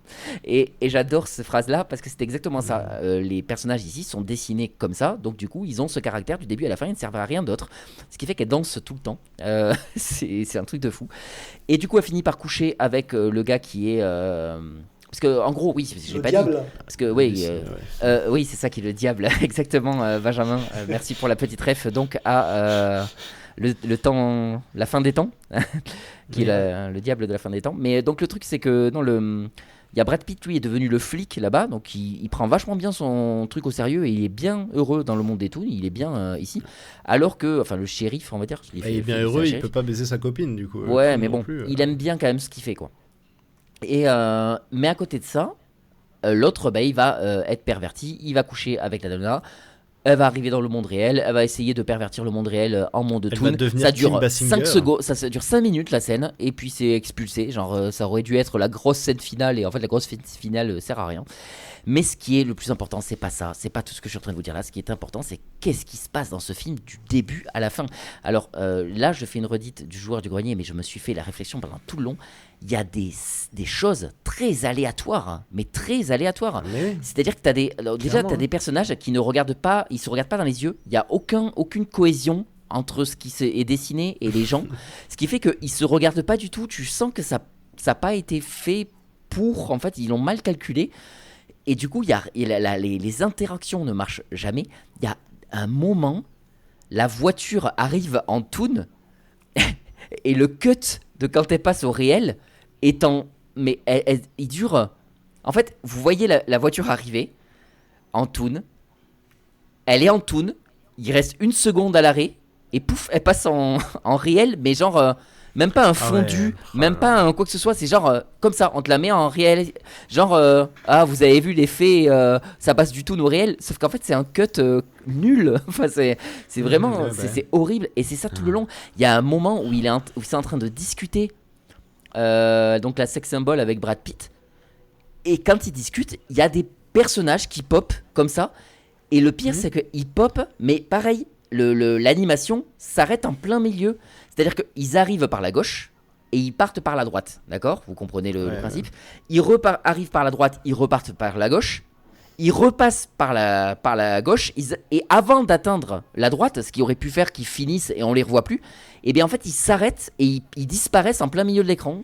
Pareil, ils sont cutés parce qu'ils ont fini l'animation. Et tu sens que ça a été bâclé en fait. C'est juste bâclé. Et c'est ça le problème de ce film, c'est qu'il est tellement mal fait, tellement bâclé, tellement nul, tellement raté, tellement ils ont rien compris de ce qu'ils faisaient, que ça en devient obsédant en fait. Moi ce film il m'a rendu obsédé. Il y a rien qui va, c'est incroyable. Et moi le Brad Pitt qui te sort en You're a cartoon comme ça, il est complètement défoncé. Mais moi, il avait l'air sous substance, hein, Oui. Brad Pitt dans ce film. Mais je pense qu'ils ont dit ça. Allez sous substance, on comprendra mieux le film, quoi. Mais et ce film est une curiosité sans nom. Et c'est pour ça que j'ai mis 4. Parce qu'il a au moins... Parce que pour de vrai, moi tu me dis je mets 1 au film. Évidemment, je comprends pourquoi tu mettrais 1 au film. Mais il a ce côté curiosité qui m'a pris dedans. Je peux pas lui mettre la moyenne parce que j'ai passé un mauvais moment, parce que je le trouve vraiment à chier. Mais putain, au moins j'ai eu ce côté, putain, ça m'a pris pour le côté drogue complètement chelou et tout. Donc je suis content pour ça, pour cet essai. Benjamin. Oui, bon, pas pareil. Alors moi j'ai mis 3 pour à peu près, j'ai mis 3 points pour à peu près les mêmes raisons que toi tu as mis 4, mais sauf que j'ai été moins gentil. Mais dans l'idée, oui, effectivement, c'est vrai que moi qui aime bien les films qui sortent du lot, qui sont un peu originales, ben voilà, oui, effectivement. Ah ouais, c'est ça que j'ai bien... Dans le fond, c'est ça que j'ai bien aimé dans le film, c'est ce côté, là où, bon, on va faire la comparaison de suite, ça sera plus simple, mais Oui. voilà, c'est grosso modo qui veut la peau de Roger Rabbit, mais version des enfers, quoi. C'est pas Gotham, je veux dire. Batman arrive dans le monde de Cool World, il a peur. C'est pire que tout. C'est l'enfer. Et je trouve ça cool de montrer des cartoons dans un monde aussi horrible. Et en vrai, il y a plein de plans. Alors c'est ça le problème aussi du film, c'est que en plus du fait que ce soit chelou, c'est mal fait et il y a plein de choses qui vont pas. Enfin, notamment, oui, c'est dégueulasse. Notamment l'interaction entre les humains et les cartoons. C'est ce que ça je voulais marche dire. pas. Enfin, C'est horrible. Il regarde à côté, tu vois, et on lui dit Voilà. tiens, regarde la marque au sol, mais le mec qui fait les VFX après, Ouais. il le met en décalé, donc le gars il regarde genre un Ça, mètre à vraiment, droite. c'est- du personnage Alors qu'il qui est sorti parle, 4 enfin, ans, je crois, un truc comme ça, après, Après Roger Rabbit. après Roger Rabbit. Alors que Roger Rabbit, vraiment, il n'y a un pas une an seule. avant Jurassic Ah Park. ouais, Il n'y a, ça, il y a je pas savais une pas. il y a pas une seule fois où je me suis posé la question dans Roger Rabbit. Ah, c'est bizarre cette interaction, ou très peu, tu vois. Non, Là, mais vraiment, ça- dans ce film, c'est que ça, en fait. Mais même oui. les cartoons en eux-mêmes, il y a une mauvaise interaction. Il y a un moment où tu as les loups Oui. qui sont en train de danser, et tu sais, qui font un truc un peu jazzy, où je me mets en avant comme ça, et en claquant des doigts, en train de regarder, normalement, supposément, ils sont en train de regarder la nana en train de danser, sauf qu'en fait, ils ont le regard vide qui est complètement à l'opposé de ce qu'elle est en train de faire, elle, derrière. Tu fais, mais il n'y a rien qui va, vous avez... Ah oui, je voulais faire aussi un petit truc. Est-ce que vous avez remarqué que le film, techniquement, a été fait en... c'est de la rotoscopie en fait. Et c'est normal parce Ah que oui, c'est oui, le oui. même réalisateur que le premier film Le Seigneur des Anneaux, le dessin animé. Vous avez Ouais, peut-être ouais. déjà vu des extraits de ce dessin animé des Seigneurs des Anneaux où en fait les mouvements sont très bizarres parce qu'on dirait que les personnages bougent tout le temps comme ça. Ils ont un côté très fluide, très chelou et tout. Et la rotoscopie, en gros, c'est on filme des vrais acteurs et on rajoute un filtre dessiné par-dessus les acteurs, quoi. Enfin, c'est pas un filtre en fait, on dessine par-dessus eux, en fait. Ce qui fait que il y a ce côté mouvement très étrange, très chelou. Et la rotoscopie, c'est vraiment une vallée dérangeante en elle-même, hein, ce qui fait qu'il y a, je crois, 0 film en rotoscopie qui a réellement marché parce que ça c'est trop dérangeant, ça gêne, on n'aime pas ça, ça nous met mal à l'aise. Et ce film, il y a beaucoup de scènes en rotoscopie, du coup, surtout pour les personnages humains, hein, qui sont le cœur du truc, et ça met mal à l'aise, quoi. C'est très bizarre, hein. Mais même, ouais, des fois, c'est ça le truc, parce que on parlait de l'interaction des humains et des dessins animés qui marchent pas du tout. Genre, il y a quelques moments où Brad Pitt passe sa main sur sa copine, sur l'épaule de sa Oh copine, oui, oh là là. et ça se Oui, je me voit rappelle. qu'il a le bras dans le vide, qui pense, c'est ridicule. Donc tu sais, il joue moche, avec quoi. le bras, genre tu sens qu'il contracte son Ouais, bras ouais. pour pas que ça bouge trop. Enfin, Ouais, c'est ça rend pas bien du tout. Et même, ouais, il y a des. Enfin, comme tu as dit, hein, il y a des scènes où il y a que du cartoon, et même ça, c'est raté. C'est-à-dire qu'il y a des plans, genre, il y a le sol, et tu vois des personnages qui sont censés être sur ce sol-là, mais c'est assez mal fait pour que tu t'aies l'impression que soit ils flottent, soit ils sont au bord de l'écran. Parce que ça aussi, je me suis fait cette réflexion plusieurs fois dans le film, c'est-à-dire que des fois, tu as des persos qui sont au bord de l'écran, mais de ton écran à toi, quoi. Mais sauf que le sol, il est un peu plus en perspective, en profondeur, et du coup, ça fait un truc où tu dis, mais c'est moche. Enfin, là, je veux dire, c'est même pas mélanger la prise de vue réelle et l'animation, qui est, je suppose, très compliqué. Et c'est pour ça que l'autre film qu'on a abordé s'en sort très bien, et que c'est une masterclass. Mais celui-là, tu te dis, mais même quand il n'y a pas de vrais acteurs dans votre film, vous vous en sortez pas, vous êtes mauvais, vous êtes très nul en fait. C'est très triste. Sachant que tu rajoutes à ça ce décor où je n'ai pas compris ce qu'ils ont voulu faire avec ce décor qui est en 2D et en carton, et on est vraiment sur un décor en carton. C'est pas une blague, c'est vraiment ça. Ils ont peint un truc en mode c'est dessiné. Alors oui, c'est dessiné, et après ils ont coupé le carton et ils ont mis juste des silhouettes, et genre t'as des plans comme ça d'horreur où t'as genre une allée de lampadaires, et tu vois que Ben, si, en plus, c'est con parce que la caméra bouge, donc ça se voit. Genre, tu mets une caméra fixe et tu te fais des plans comme ça où tu as des lampadaires qui sont en 2D, parce que là, c'est littéralement ça, c'est des trucs en 2D, et tu les fais pas bouger, ça va. Mais quand la caméra tourne autour de lampadaires en 2D, ben, tu vois au bout d'un moment que les trucs, ils sont plats, enfin, c'est moche. Moi, je me suis dit qu'ils n'avaient pas forcément les trucs d'avoir un fond vert et tout, et de dessiner derrière le fond vert, un peu comme quand dans Roger Rabbit, ils sont dans Toonville. Quand ils sont dans Toonville, c'est fond vert et tout est dessiné. Et là, je pense qu'ils n'avaient pas le côté fond vert, et ils se sont dit, on va faire un vrai décor en carton, mais dessiné, mais du coup, on assume que ce soit du carton, et oui, c'est bizarre. Ça. Ouais. Bah, mais en vrai, le fait que ce soit pas du vrai dessin, ça à la limite, c'est pas grave, mais il y a ce côté où, pareil, je crois qu'à un moment, il y a cette scène incroyable où Brad Pitt, enfin, je sais pas, il fait genre de s'asseoir sur un canapé qui est dessiné, et sauf que tu sens que le canapé, il est plat, en fait, et du coup, tu sais pas s'il il a fait des espèces de squats pour faire genre qu'il s'assoit sur ce canapé. Enfin, c'est trop bizarre, quoi. Donc voilà. Mais, à part ça, c'est vrai que j'aime bien le fait de dire, bah, oui, on te montre un monde de Toon, mais c'est pas Toon, c'est pas genre Disney ou voilà, comme dans Roger Rabbit, où c'est... Alors, dans Roger Rabbit, il n'y a pas tout qui va bien non plus, tu vois. Mais là, ouais, c'est vraiment l'antichambre des enfers, mais en mode dessin animé. Et j'aime bien ce parti pris-là, quoi. Après, voilà, il y a tout ce qu'on vient de dire qui va pas. Sachant que là, on s'est attardé sur la forme, mais le fond, c'est pareil. C'est incompréhensible. Enfin, et un truc que je me suis dit devant le film, c'est bon, les acteurs sont aux fraises, évidemment.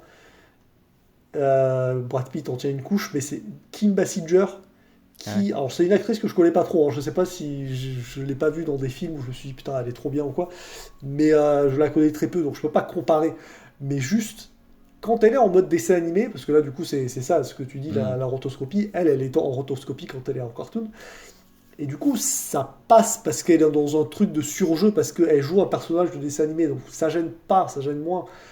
Mais dès qu'elle passe en réalité, enfin en prise de vue réelle, elle joue de la même manière qu'un dessin animé, mais en vrai, et du coup, ça rend... Alors, pareil, tu te dis, elle peut exagérer le truc pour que ce soit cohérent avec la première partie du film, mais là, c'est juste mauvais, et t'as juste une actrice qui joue mal pendant l'autre moitié du film, et c'est une catastrophe, quoi. Et voilà, donc l'histoire, à la fin, c'est pas ce qui se passe, mais le coup de l'aiguille, là, il y a une aiguille, oui, mais en voilà, fait, ça dure 5 minutes. C'est genre, on ressort l'aiguille, ouais, en fait, non, c'est bon, on la remet, et fini. Ok, yes, c'était rapide. Et on dirait qu'ils ont essayé de faire une espèce de Ghostbusters raté, là aussi, enfin, je sais pas. Bref. Donc, pareil, tu rajoutes à ça le nombre d'interactions. Je sais pas, j'ai l'impression qu'ils ont pris des carnets brouillons d'animateurs, de gars d'animations qu'ils n'ont pas pu placer dans d'autres films. Ils ont pris tous ces brouillons-là et ils les ont mis dans ce film. Et du coup, t'as des interscènes où ça n'a aucun rapport avec le film ou quoi. Enfin, on te montre c'est comme si on te montrait des moments de vie de Toonville avec où c'est le bordel. Il y a plein de trucs il y a plein de dessins animés, de personnages qui se battent et tout. Et sauf que ça arrive à plein de moments, et du coup tu te retrouves avec des scènes où tu as l'écran qui est plein de petites interactions, où tu as tout le monde qui se bat, et ça arrive beaucoup trop souvent, et c'est de manière trop aléatoire, et voilà, sans parler du fait que le film est très chelou, et que oui, tu as cette impression de je suis drogué en regardant ça, moi c'est vrai qu'il y a quand même ce côté, c'est fatigant, quoi. C'est juste fatigant d'avoir constamment des trucs comme ça, où ça pop de partout, enfin le film t'agresse, quoi. C'est très désagréable. Donc voilà, je suis content aussi de l'avoir vu parce que c'est une curiosité, c'est le genre de curiosité que j'aime bien voir de temps en temps. C'est pas bien, mais voilà, je suis quand même content de l'avoir vu, mais c'est pas bien. Et toi, Guillaume, dis-nous pourquoi toi tu l'as adoré. Eh ben écoutez, à votre avis, est-ce que non, bien évidemment, j'ai passé un très très mauvais moment devant ce film. Il m'a cassé la tête en fait. Et là où toi tu dis, bah ouais, mais en fait, Moi, je trouve ça marrant, ou je sais pas, je me souviens même plus comment t'as dit ça, mais moi, ça m'a fait mal en fait. T'as dit, ouais, ça te défonce, voilà. Mais moi, ça m'a défoncé, mais pas dans le sens drogué, genre à la fin, ou waouh. Non, ça m'a fait mal à la tête, à la fin, je n'en pouvais plus, et je me disais, mais comment c'est ok que quelqu'un ait pu faire ça, et on a dit, bah nickel, vas-y, on le sort au cinéma. Mais enfin, c'est un truc de fou, ce film n'a aucun sens, il est horrible, c'est un très mauvais moment à passer. Du coup on aura fait 4-3 et moi 2.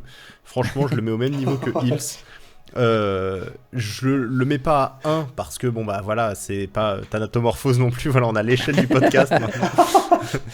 Mais voilà, il y a un minimum au moins, bah tu vois, il y a Brad Pitt dans le film, donc ça va un peu mieux. Et puis même c'est vrai que c'est toujours original de voir des films mi-live action, mi-toon, tout ça, mais c'est horrible. Le film n'a aucun sens. Il est moche, putain, mais qu'est-ce que c'est moche. C'est vraiment un film extrêmement laid. T'as l'impression qu'ils ont mis plein d'effets différents. Ils savaient pas du tout comment faire des dessins animés. Ils ont tout essayé à la fois, toutes les techniques, et je sais pas. T'as des trucs dans l'arrière-plan qui sont immondes, des fois c'est en gros plan, c'est super moche. De toute façon, je répète ce que vous avez dit, mais oui, des fois ils essaient d'intégrer Brad Pitt au milieu. Le gars il devait être au milieu d'un pauvre hangar tout seul, et il devait faire mine de vrai, le tournage, je la serre contre moi. Enfin... Le tournage, je sais pas s'il y a des images de making of ou quoi, mais en vrai, juste de voir Brad Pitt tout seul dans ce truc-là, qui fait des trucs dans le vide, ça doit être assez drôle. Oui, ça doit être assez triste surtout. Et vraiment, surtout ce qui me choque, c'est qu'il y a... En fait, je me dis, quelles ont été les raisons pour qu'il fasse un film. Donc, ok, d'accord, il voulait surfer sur le succès de Roger Rabbit, d'accord, très bien. Qu'est-ce qu'il y a d'autre, en fait ? Enfin, il y a quoi comme idée de proposer là-dedans ?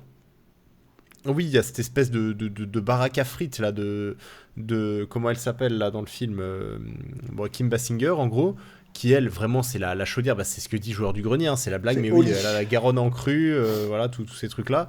Elle est en chaleur, en fait, c'est un truc de fou. Elle ne veut qu'une chose, c'est baiser à tout va, et des humains, évidemment. Et en fait, je comprends même pas, le scénario n'a absolument aucun sens. Brad Pitt qui a un accident de voiture et ça y est, ça devient genre Alice in Borderlands où en fait le gars pendant un mini coma d'une seconde il est en train de s'imaginer toute une vie parallèle dans le monde des Toons, tu sais pas trop ce qui se passe. Là c'est voilà, il devient flic dans le monde des Toons. Enfin, et sans transition, hein. Mais genre, oui, on sait même pas que le temps. On se dit, mais ça fait combien de temps que ça s'est passé ?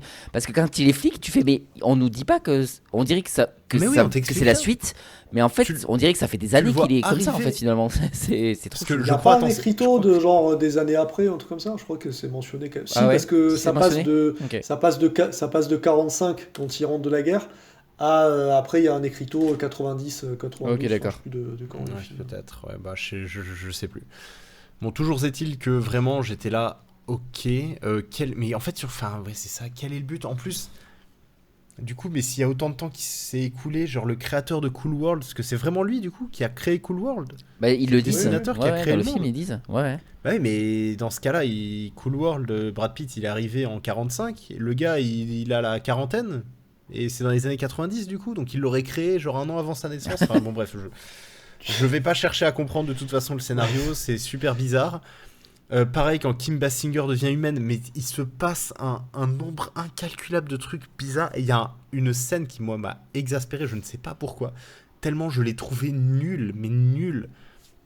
Vraiment, il y avait rien, c'était à tous les niveaux, c'était nul. C'est la scène où elle escalade le bâtiment, il y a Brad Pitt qui la suit et qui fait non, attends, reviens ou je sais pas trop quoi. Et elle le pousse dans le vide. Et alors le jeu d'acteur est pourri, le décor est nul à chier parce que tu sais, ça pourrait être genre on est en train d'escalader l'immeuble, on est je sais pas dans un truc, c'est non, là c'est un vieux coin, il manque limite c'est une vieille climatisation sur le mur gris, tu vois, pour rendre le truc bien. Ça c'est à la fin, ça. C'est à la toute fin. Couloir, ouais, c'est ça. Et après elle le pousse. Et tu la vois même pas en mode Scar, tu sais, genre un peu de l'émotion dedans, elle fait genre... Elle te procure aucune émotion, elle le pousse, et lui, il tombe dans le vide, il fait même pas de... non, ou un truc comme ça, non. Il fait juste... il a un petit genre... Et puis il tombe dans le vide tout seul, mais... Ah, c'est nul, il y a Sachant que zéro juste musique, avant- c'est mal filmé, enfin vraiment, mais Sachant que juste avant qu'elle le fasse tomber, il y a vraiment une scène, enfin un dialogue de Brad Pitt. Enfin, son jeu, vraiment, c'est le genre de moment où je me suis vraiment dit, bah, c'est quand même c'est Brad Pitt qui joue là. Et il y a plein de moments dans le film, hein.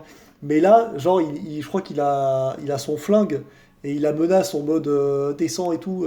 Bon, je l'ai vu en VO. Mais du coup, à un moment, il prend cette voix et on dirait vraiment que on dirait que le directeur d'acteur, on dirait qu'il a dit à Brad Pitt, fait une caricature de flic, on dirait qu'il imite Clint Eastwood, mais mal, enfin c'est bizarre. Et là, il fait il part comme ça, mais tu sais, avec une voix, on dirait qu'il prend une voix grave, et tu te dis, mais t'as pas parlé avec cette voix grave de tout le film, pourquoi tu le prends cette voix-là comme... C'est très bizarre. Et là, je me suis dit, putain, mais c'est chelou, quoi. Il y a vraiment des petites perles comme ça dans le film où tu te dis, mais qu'est-ce que je regarde, quoi. Et oui, et surtout, le mec il joue dans Thelma et Louise, et l'année d'après il joue dans Cool World. Tu sais, vraiment il fait un pas en avant, deux pas en arrière, quoi. Heureusement qu'il y a eu genre Seven et tout, et puis même, je crois qu'il y a eu un film, quelques films après qui l'ont vraiment révélé. Mais ouais, il aurait vraiment pu flinguer sa carrière avec ce film. Et ouais, honnêtement, vraiment, il n'y a rien à sauver. C'est un film qui fait mal au crâne, pareil.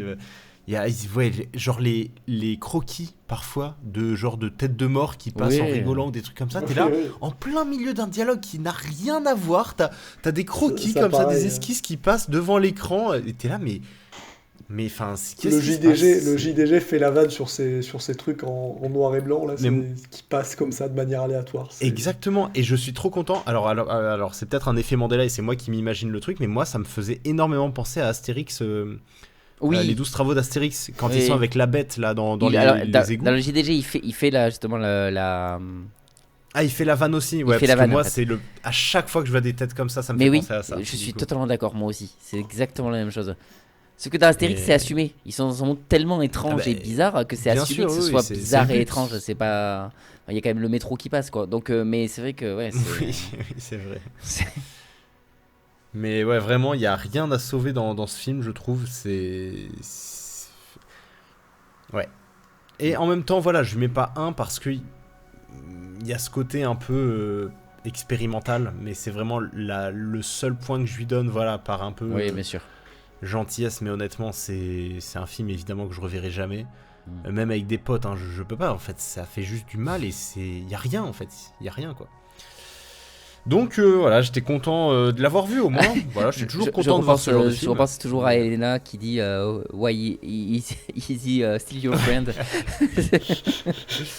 Oui, voilà. Pourquoi c'est toujours ton ami? Oui, c'est très bonne question. Non, mais en vrai, Cool World, de toute façon, je connaissais très bien, surtout pour le JDG, hein, je savais de quoi ça parlait et tout. Parce que j'ai vu la vidéo de JDG, je sais pas combien de fois. Bien sûr, oui. Mais ouais. Et bien, on va maintenant passer donc au second film qui est celui de Benjamin.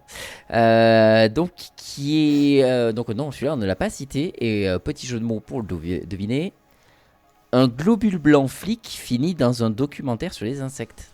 Putain, comment il s'appelle Minuscule? Ah bah non. Non. Non. Comment il s'appelle ce con de film? Oui. Vous avez raison pour le début. C'est pas méga. Quelque chose, oui. Ah, Microcosmosis Jones. Ah oui, Microcosmos, putain. Microcosmosis Jones, bien joué. Microcosmosis Jones. Eh bien, vas-y, Benjamin, on t'écoute.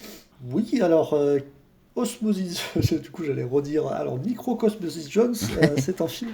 Non, j'en ai entendu parler il y a quelques années et j'ai appris que c'était un film, sachant que moi, je connaissais la série que j'ai vue dans les années 2000, la série animée, donc. Parce que là, on n'est pas dans le format de Cool World ou Roger Rabbit, c'est-à-dire que là, on est dans un film qui mélange les deux, mais pas direct. C'est-à-dire que tout ce qu'il y a en dessin animé se passe dans le corps du personnage principal, donc qui est joué par Bill Murray en prise de vue réelle. Et du coup, tout le dessin animé se passe dans le corps de Bill Murray. Et du coup, voilà, tu as des switches entre eux. Voilà. Tu as des moments de prise de vue réelle avec Bill Murray, sa fille, tout ça, dans notre monde à nous, live action et tout. Et après, dès que ça passe dans le corps, c'est du dessin animé, sachant que une bonne, je pense que le trois quarts du film est en dessin animé, parce que voilà, tout l'intérêt est plus de se concentrer sur ce qui se passe dans le corps de Bill Murray, sachant que voilà, c'est globalement l'histoire, hein, c'est-à-dire que Bill Murray incarne le personnage le plus ignoble que le cinéma ait porté, je pense, hein. Il est écœurant dans ce film, De toute façon, c'est un film dégueulasse en fait, hein, de manière générale. Je trouve qu'il y a vraiment une esthétique dégueulasse dans ce film. Mais voilà. Mais là, ouais. Mais c'est pas en mode négatif, genre ouais. c'est voulu, tu sens que c'est voulu quoi. Oui, c'est ça. Bah, c'est ça. Alors, c'est un peu un reproche que j'aurais à lui faire, c'est-à-dire que il y a ce côté peut-être trop, et que du coup, au bout d'un moment, c'est relou, ouais, enfin, c'est relou dans le sens c'est lourd, c'est bof, ça m'a un peu fatigué sur la fin. Mais alors moi, j'ai quand même mis, je sais plus, je crois que j'ai mis 7, petit 7 ou gros 6, un truc comme ça, je crois. Puisque j'ai quand même passé un bon moment. J'étais pas un grand fan de la série animée, je me souviens un peu j'ai des images en tête et tout, mais c'est pas un truc que je suivais forcément de manière assidue. Mais là, je trouve que le concept est cool, quoi, de voir, de t'imaginer tout ce qui se passe dans le corps humain, mais en mode civilisation, avec une ville, avec des métiers. Voilà, le Osmosis Jones, donc, qui est le perso principal, c'est un globule blanc, et du coup, tu as, voilà, c'est un flic, parce que après, il prend un médoc, et du coup, ça va se transformer un peu en buddy movie, où du coup, un globule blanc équipe avec un cacheton, donc le cacheton est pareil, joué avec un personnage de dessin animé. Et du coup, voilà, chaque caractéristique de chaque personnage est rattaché à un truc de notre corps et tout. Et franchement, c'est cool, quoi. J'ai vraiment ce genre de truc quand je vois ce genre de film. Là, j'étais un peu un gosse qui découvrait le corps humain, mais sauf que j'ai 35 ans et que ça marchait sur moi, quoi. Après, voilà, en soi, l'histoire, c'est une histoire de film policier d'action des années 90 à peu près, sachant qu'il y a une grosse maladie qui arrive dans le corps de Bill Murray, donc voilà, ça devient le gros méchant du film, qui est assez charismatique, je trouve. Enfin, le méchant est assez stylé. De base, je trouve que les persos sont plutôt cool dans le dessin animé.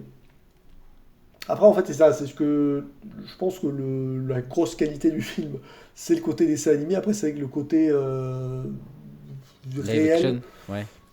Ouais, live action, c'est vrai que c'est pour le coup moins intéressant. Voilà, parce que c'est juste là pour. Ça sert quand même l'action, ça sert le film et tout. Mais ouais, je sais pas. J'en suis presque à me dire, est-ce que juste faire le même film, mais genre avec que du dessin animé et que ce qui se passe dans le corps d'un être humain, parce que tu comprends et tout. Bon, voilà, il y a quelques trucs peut-être que tu pourrais. Voilà, là, le live action développe certains trucs, mais bon, voilà, mitigé. Et donc voilà, j'ai regardé ça comme plus un film d'animation du coup qu'un film, un vrai film là comme les deux autres par exemple. Mais non, moi j'ai passé un bon moment. En vrai, j'ai pas forcément grand chose à dire de plus. Je crois que je vais vous laisser passer, donner votre avis. Après, je réagirai peut-être. Mais ouais, moi, voilà, c'est un 7 honnête. Pas un gros, pas un petit. Voilà, c'est pas long, ça se regarde bien. Donc, Ok. Bah écoute, Guillaume. moi j'ai préféré ça à Cool World, hein, évidemment. Après, j'ai vraiment pas adoré non plus. Je trouve qu'il y a un côté assez triste en fait dans le film, mais pas triste genre j'ai envie de pleurer, mais c'est un peu triste, genre oh là là, vraiment c'est visuellement je le trouve assez glauque, pas très chaleureux, pas très stimulant. Tu vois, c'est dans le corps humain, je me dis que tu pourrais faire des trucs assez stylés, et en fait non, il te transforme le corps humain un peu en genre la banlieue de Détroit, genre avec des murs tagués, des trucs comme ça, des épaves, tout ça, il y a un Ouais, côté mais assez c'est parce qu'on assez est dans sale, un je corps trouve. qui est Sachant que malsain aussi. c'est pas, oui, c'est ça. On est dans un Oui, corps bah qui oui. Chez le bouffe gorilla. très mal. C'est tout le but aussi du film, c'est d'essayer de te dire mangez mieux, quoi. C'est Je- manger 3 je fruits et légumes par comprends bien. jour, s'il vous plaît, quoi. Oui, oui, je comprends bien. Mais c'est vrai que ça. Je dis pas que ça n'a aucun sens que ce soit le cas. Je dis juste que visuellement, c'est un truc qui est déprimant en fait. Et même quand ça passe au live action, c'est. Bah, t'as l'impression que c'est un peu un film amateur, quoi. Genre qui a zéro budget un peu. C'est. Enfin, ça m'a un peu fait penser à Garfield par moment, je trouve. Bill Murray toujours dans les bons coups. J'ai vu que c'était les frères Farrelly en plus qui avaient réalisé le Ouais, film. grave. Ouais, ça, J'étais je savais vachement pas, ça. étonné. Ouais, bah ouais. Mais en même temps, je trouve qu'il y a. Ça m'étonne pas, tu vois. Quand tu me le dis après, je dis ah oui, c'est vrai que je reconnais vite fait la touche, mais bon, moi j'avais adoré genre Food Irene. Et pourtant, il y avait un peu ce côté un peu caméra. Caméra un peu sale, je trouve. Enfin, je sais pas comment l'expliquer ça, mais en fait, j'ai l'impression qu'il y a zéro filtre sur l'image. Et il y a un côté assez froid en fait dans les couleurs, j'ai l'impression. Là où Marie à tout prix, par exemple, non, au contraire, c'était vraiment avec. C'est à Miami, donc tu as le côté assez chaleureux, les couleurs, tout ça. Et là, c'est vrai que même l'animation, j'ai pas été fan dans le film. L'histoire est super originale, je trouve. Alors, je crois qu'il y avait le film de Woody Allen, là, qui était un des premiers à faire ça. Où c'était tout ce que vous avez toujours voulu savoir sur le sexe sans jamais oser le demander. Je sais pas si c'est celui-là ou pas. Qui se passe dans un corps humain. Je sais qu'il a fait un film comme ça qui se passe dans le corps humain et qui a été repris après plein de fois par genre le Palma Show, des trucs comme ça qui ont fait des sketchs genre oui, Après, le cerveau qui parle et puis vice versa après, des trucs comme ça. Il y a l'aventure Mais, intérieure aussi qui me vient dans le même style, quoi. Par exemple. Ah, je l'ai pas. Bah aussi il était une fois la vie ou il était une fois l'homme, je me rappelle jamais. Le dessin animé qui se passe avec les globules blancs et tout. Mais voilà, j'aime beaucoup les films qui se passent dans le corps humain. Je trouve que c'est une très bonne idée. Et puis les voir, il y a un épisode de Rick et Morty aussi qui m'avait beaucoup fait rire, qui se passe dans le corps humain.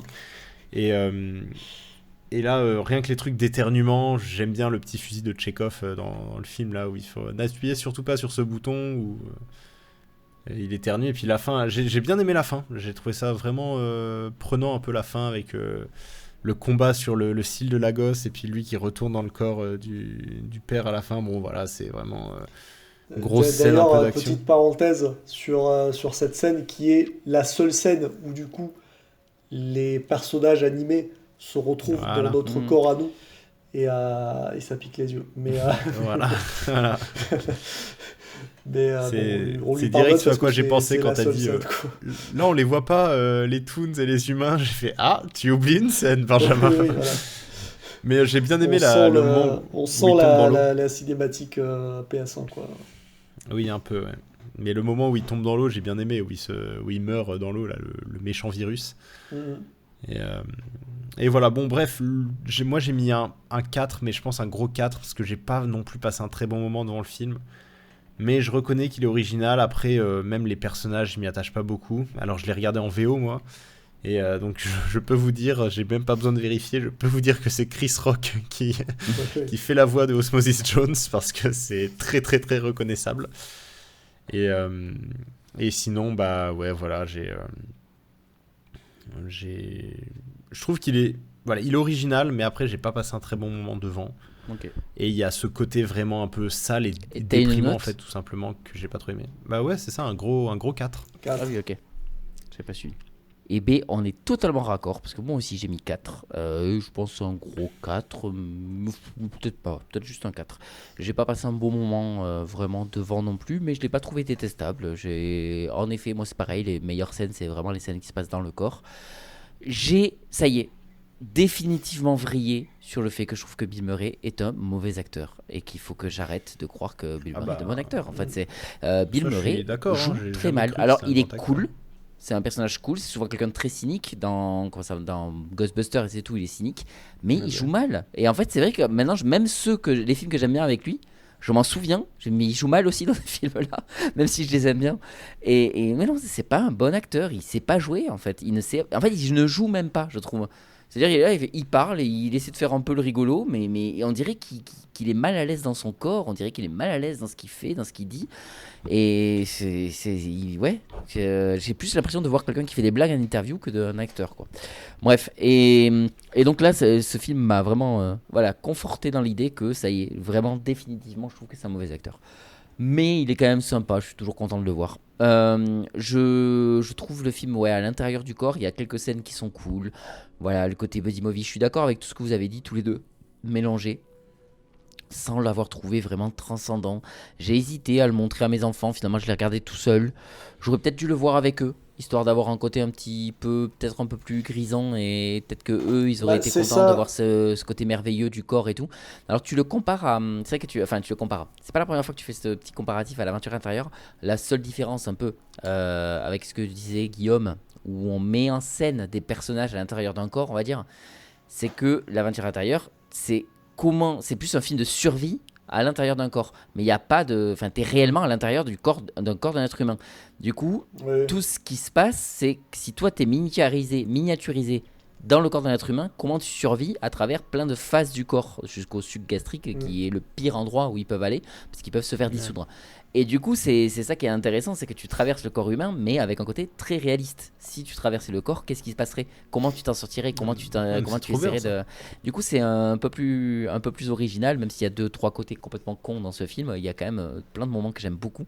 Et mais ouais, donc bref, on n'est pas là pour parler de l'aventure intérieure. Mais dans Osmosis Jones, c'est vrai que j'étais en dents de scie. Il y a des moments où je commençais à me dire ça me fait chier, j'aime pas trop, je m'emmerde. Et puis il y a des moments où ça reprenait et je me disais ah ouais, j'aime bien un petit moment un peu aventure action qui est cool. C'était sympa, mais je pense que je l'ai découvert trop vieux. Il y aurait vraiment moyen, c'est exactement comme Ouais, c'est ça. je pense que j'ai ressenti devant ce film exactement ce que j'ai ressenti devant Sans Sarah rien ne va. C'est-à-dire c'est le film que si je l'avais découvert il y a 10 ans, 15 ans, 20 ans, j'aurais largement plus apprécié que maintenant. Sans Sarah rien ne va, c'est vraiment la critique que j'avais fait du film. C'est vraiment le genre de film que je consommais à foison dans les années 2000. Aujourd'hui, de le découvrir, j'ai eu un sentiment de ouais, je suis pas fan, quoi. Mais tout comme si je découvrais n'importe quel film avec Ben Stiller aujourd'hui. Je pense, je rentrerai pas dedans, alors que c'était ma grosse cam dans les années 2000. Mais c'est pareil pour Osmosis Jones. Je pense que j'ai juste loupé le coche. Et aujourd'hui, c'est plus du tout ce que j'attends du cinéma et je me prends plus du tout de plaisir. Alors que, je veux dire, j'ai vu des films, genre j'ai vu Jumanji, je trouve que, à part les effets spéciaux qui sont claqués, le film reste un très bon film d'aventure et j'étais toujours à fond dedans. Ça reste un truc. Je trouve que mais Jones, c'est pas pareil. Après, j'ai découvert jeune, j'ai découvert petit. Et Oui, c'est mais aussi non, la mais nostalgie même, qui enfin, parle. je pense tu que vois. c'est pas forcément comparable parce que en fait c'est ça, c'est ce que je reproche au film, c'est tout ce qui est encore une fois, c'est le problème, c'est que tout ce qui est en prise de vue réelle, ça se concentre sur Bill Murray, et sauf que c'est pas un personnage attachant une seule seconde. Et parce que, mis à part le fait que ce soit un ignoble personnage qui est Mais absolument je me demande dégueulasse et est-ce qu'ils essaient d'être c'est rigolo, c'est genre ah c'est caca, c'est pour les c'est ça gosses. en fait, c'est ce que Ça c'est dégueulasse, Bah, ça c'est c'est ça, caca. c'est les frères c'est pour ça que Farrelly. J'ai l'impression il y a ce j'ai côté-là, l'impression oui. qu'ils essaient de faire ça, mais je trouve que même ça ils ont loupé le coche du c'est caca. J'ai l'impression que c'est Oui, juste oui. glauque.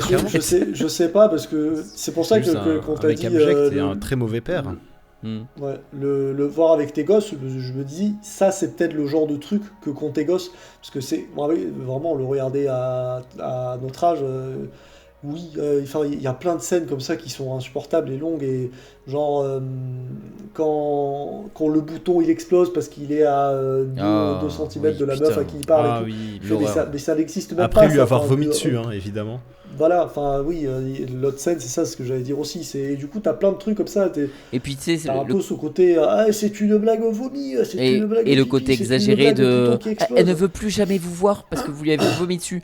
Enfin là, vu juste dire quand même qu'il est malade, sur le coup tu en veux un peu à la personne. Oui, et Oui, puis le c'est mec ça, dégueulasse. il est mourant, tu Mais sais. t'as envie de dire, Euh. enfin, s'il m'a vomi dessus, c'est qu'il en pouvait vraiment plus. Ça devait être un truc pas Ouais, bien, ouais. tu vois. Enfin, je veux dire, quand t'es prof, Non, mais oui, c'est tu passes ça, vite à autre enfin, chose. y Mais a là, rien, tu sens plein le de trucs qui cliché vont du pas. film un peu nul, genre vraiment pour les ça. gosses. Encore une Il fois, c'est faut vraiment trouver, très le enfantin. moyen de- Pareil, Très, très enfantin. la scène du. T'es sûr que tu mets 7, où il met Benjamin son vieux pied. Tu descends pas à 6 là. Non, en vrai, c'est pour ça. Si, en vrai, c'est pour ça. J'ai dit un gros 6 ou un petit 7, mais je pense que oui. Parce qu'en vrai, je l'ai vu il y a quelques jours et c'est vrai qu'il y a quelques trucs que j'ai un peu oubliés, mais, Ouais, comme mais tu c'est dis, vrai que d'en tu te reparler, oui, concentres il y à a quand fond même sur des le côté choses qui dessin vont animé, pas. comme tu disais, ouais. C'est ça. Parce que Hmm. pareil, le moment où il met son vieux pied dégueulasse sur la table parce qu'il dit j'ai un ongle incarné et tout, en fait, il y a plein de Ah trucs où tu ouais. te dis, mais personne fait ça en fait. C'est juste, t'es juste le pire personnage que le cinéma ait porté en termes de dégueulasse, quoi. Enfin, Hmm. et du coup, je me dis, c'est dommage parce que le concept de montrer tout ce qui se passe dans un corps humain, c'est cool. Mais est-ce qu'on est obligé de prendre un personnage autant à l'extrême, quoi? C'est pour ça Hmm. que j'étais un peu. Moi, je Je me me dis que suis dit, c'est dommage, ça quoi. aurait pu être intéressant, justement, ouais, peut-être de suivre un personnage aussi en très bonne santé, tu vois. Et le Mm. corps, je sais pas, tu vois, tu prends le truc enfin oui, c'est ça, du scénario, tu le prends un peu à contre-pied. Et au contraire, c'est un mec en très bonne santé. Ce qui fait que les globules blancs, bah, ils sont pas très habitués à affronter genre un gros virus. Et là, bam, pas de chance, il y a Ebola qui lui tombe sur la gueule. Et le Mm. corps, il est là, mais comment on Hmm. vainc ça, quoi? Eh Et ben je vas-y, me dis fais que ça aurait pu être Osmosis sympa Jones plutôt que. 2 et tu l'améliores. Allez, c'est parti. Voilà. Et moi, le méchant, je le trouve Mais trop ouais, rushé. Je suis d'accord avec toi, Benjamin, il aurait pu être stylé, mais je le trouve rushé en fait. Il arrive comme ça, comme un cheveu sur la soupe. Il a 2-3 scènes et il est plus là. Enfin, moi, je trouve qu'il est pas assez là en fait. Il est pas assez menaçant. Il m'a pas vraiment inquiété. Et ouais, j'étais pas à au fond final, sur le il fait méchant rien, hein. malheureusement. Bah, c'est ça. Je m'attendais à un méchant un peu plus Il lui donne méchant un et peu de virulent. fièvre, mais c'est tout, quoi. Et ouais, j'espérais qu'il soit un peu plus charismatique et je l'ai pas trouvé assez charismatique. Voilà, c'est un peu dommage. Petite Après, moi, déception. je trouve que c'est des petites bonnes idées qui fonctionnent avec le principe du film. J'aime bien ce genre de truc où dans certains films, tu pourrais te dire oui, mais ça va pas, c'est trop cliché. Alors que là, du coup, le fait que ce soit des bactéries, parce que là, c'est clairement ça, c'est le virus est un truc, en fait, bah, du coup, y a pas de conscience. Là où, tu sais, si ce personnage-là, c'était un être humain, tu vois, tu dirais, ouais, mais il n'y a pas...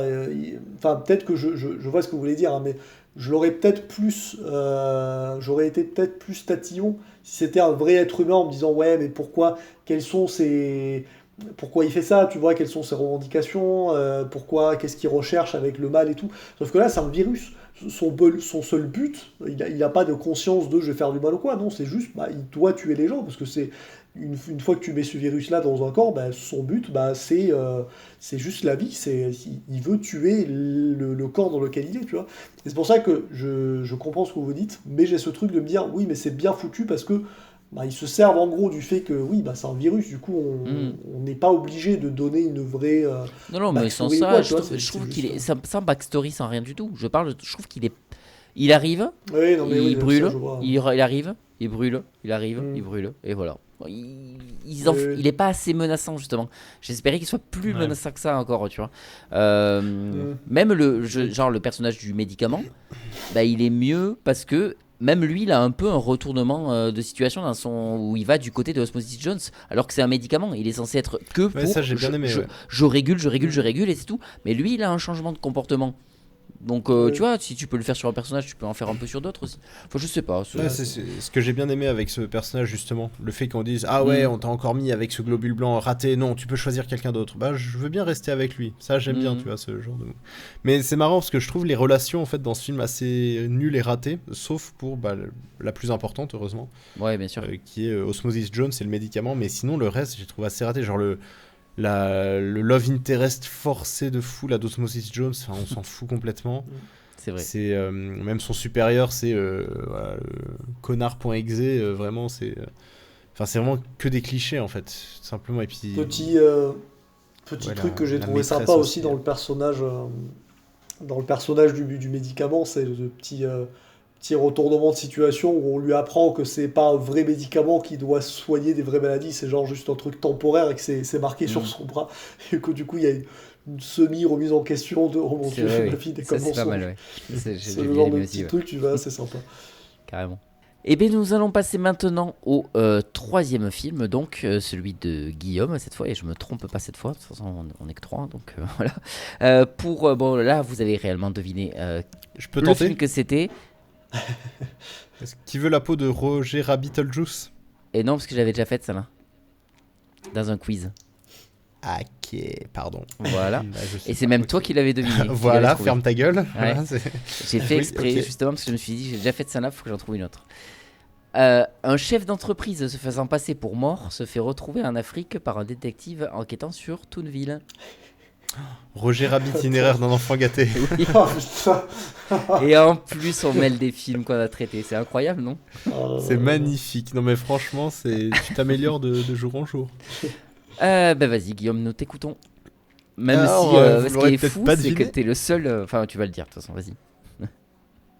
Je suis le seul, oui. À ne pas l'avoir oui, vu. J'étais le seul à ne pas l'avoir vu, c'est pour ça que je l'ai sélectionné, sinon j'aurais fait Ouais. un effort quand même. Mais je l'avais commencé genre 1 ou 2 fois quand j'étais petit, et j'adorais le début, parce que la scène d'intro c'est le lapin qui se fait torturer par le bébé Ouais, bien là, sûr. en dessin animé. Et après ça a commencé dans le film, et à chaque fois je perdais l'intérêt, et puis je me disais bon allez Nick, je vais regarder Mulan ou Tex Avery, voilà. Et en fait, là c'était la première fois du coup que je voyais pour de vrai Roger Rabbit, qui est donc un film de Robert Zemeckis qui raconte l'histoire de Roger Rabbit, qui est donc un acteur toon d'un lapin un peu victime, qui sort avec une bombe absolue qui est Jessica Rabbit. Et il est accusé d'avoir assassiné, c'est ça, quelqu'un. Et il y a un détective privé humain qui va le défendre, et ça va être une sorte de buddy movie où tous les deux ils vont essayer d'affronter le méchant, qui est interprété par Christopher Lee, qui en fait a tout mis sur le dos de Roger Rabbit pour je sais plus quelle C'est pas raison. Christopher Lee, c'est Lloyd, Christopher Lloyd, pardon. Et par Christopher Reeves, voilà.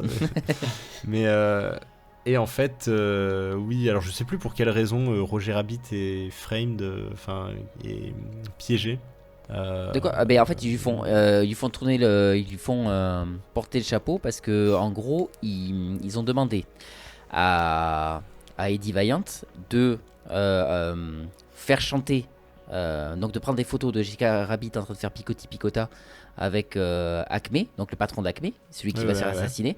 Et en fait ils ont fait exprès, c'est une machination tout ça, Oui, parce de que en Roger gros Rabbit, pour ok, oui. qu'ils prennent des photos, pour que lui soit jaloux, pour qu'il y ait un alibi, pour qu'on croie que c'est lui qui l'ait tué. Parce qu'il y a la jalousie, c'est le bon alibi. Et c'est la technique de celui qui a réellement tué. Donc en fait, on sait qu'il y a plein de gens qui veulent avoir la main mise sur Toonville, sachant que c'était le patron d'Acme qui avait la main mise sur Toonville à la base. Et on sait qu'il avait fait un testament qui a disparu. Et donc du coup, la main mise sur Toonville, on essaie de... Mais c'est juste qu'en fait, Roger Rabbit, voilà, comment- c'était le bouc émissaire choisi, quoi. En gros. C'est ça, Parce c'était qu'il y a totalement un pas de bouc raison émissaire. particulière Exactement. pour que ce soit Roger Rabbit. Ça collait bien parce que c'était le mari d'eux et que c'était la meilleure En raison plus, c'était qu'il une grosse qui victime, donc, tue Acme en fait. Et du coup, je suis très content de l'avoir vu, parce qu'il y a quand même énormément de références, ne serait-ce que la voiture, que Jessica Rabbit, évidemment. Et oui, je suis très content de l'avoir vu. C'est En fait, je crois que je suis pas fan, tout simplement, des films qui mélangent cartoon et vraie vie, parce que souvent, c'est moche, c'est pas très réussi. Et là, je dois dire que c'est le meilleur, clairement, que j'ai vu. Je lui ai mis un gros 6. Après, je sais pas si je pourrais aller vraiment au-dessus, parce que je me suis quand même un peu ennuyé par moment. En fait, le problème, c'est que je suis très friand de l'humour cartoon. J'ai adoré le personnage de Roger Rabbit, c'est vraiment le meilleur du film pour moi, qui parle tout le temps comme ça, qui est une sorte de panique constante, qui en même temps, il parle comme Daffy Duck, un mélange entre Tigrou, Daffy Duck, tu sais pas trop. Ouais, avec mes enfants, je fais souvent le « Mais je t'en prie, il fait un truc, mais j'aimerais savoir le faire aussi bien. Là. Je sais pas si tu l'as vu en français, du coup. Non, je l'ai vu en VO, Ouais. mais quand il fait please, avec sa voix, ouais. Non, et puis et je trouve que c'est très réussi, même si c'est pas très bien fait. On sent vraiment l'univers, en fait, le mix entre Toons et monde réel, on va dire. Là, parce que j'ai vu ce film après Cool World, donc je me disais mais waouh, mais c'est magnifique en fait. C'est Avatar n'a qu'à bien se tenir à côté de ça. Mais oui, j'ai passé un bon moment. Après, j'ai trouvé la fin assez longue. J'ai trouvé que sur la fin, ça devenait assez long. Je commençais un peu à décrocher. Je pense que si je l'avais vu plus jeune, la nostalgie aurait beaucoup joué. Mais à la fin, j'attendais un peu que ça se termine. Mais voilà, je suis très content de l'avoir vu. Je comprends le succès qu'il a eu. Après, bon, voilà, de là à lui mettre 9 ou 10, faut pas déconner. Mais voilà, je suis content d'avoir étoffé un peu ma culture cinématographique avec ce classique. Et je trouve que oui, il y a même des moments drôles qui marchent vraiment bien, mais je trouve que la plupart du temps, il passe par Roger Rabbit, qui est genre la scène où Vaillante le cache dans sa vaisselle et que lui, il arrive plus à respirer, il ressort Alors la tête. Enfin, il pourrait respirer pour de vrai. Mais c'est comme le moment où il sort des menottes. Il fait attends, tu veux dire que depuis le début tu pouvais sortir? Il fait ah non, pas n'importe quel moment. Seulement quand ça pouvait être drôle. Oui, voilà, il est obligé, il est victime de la.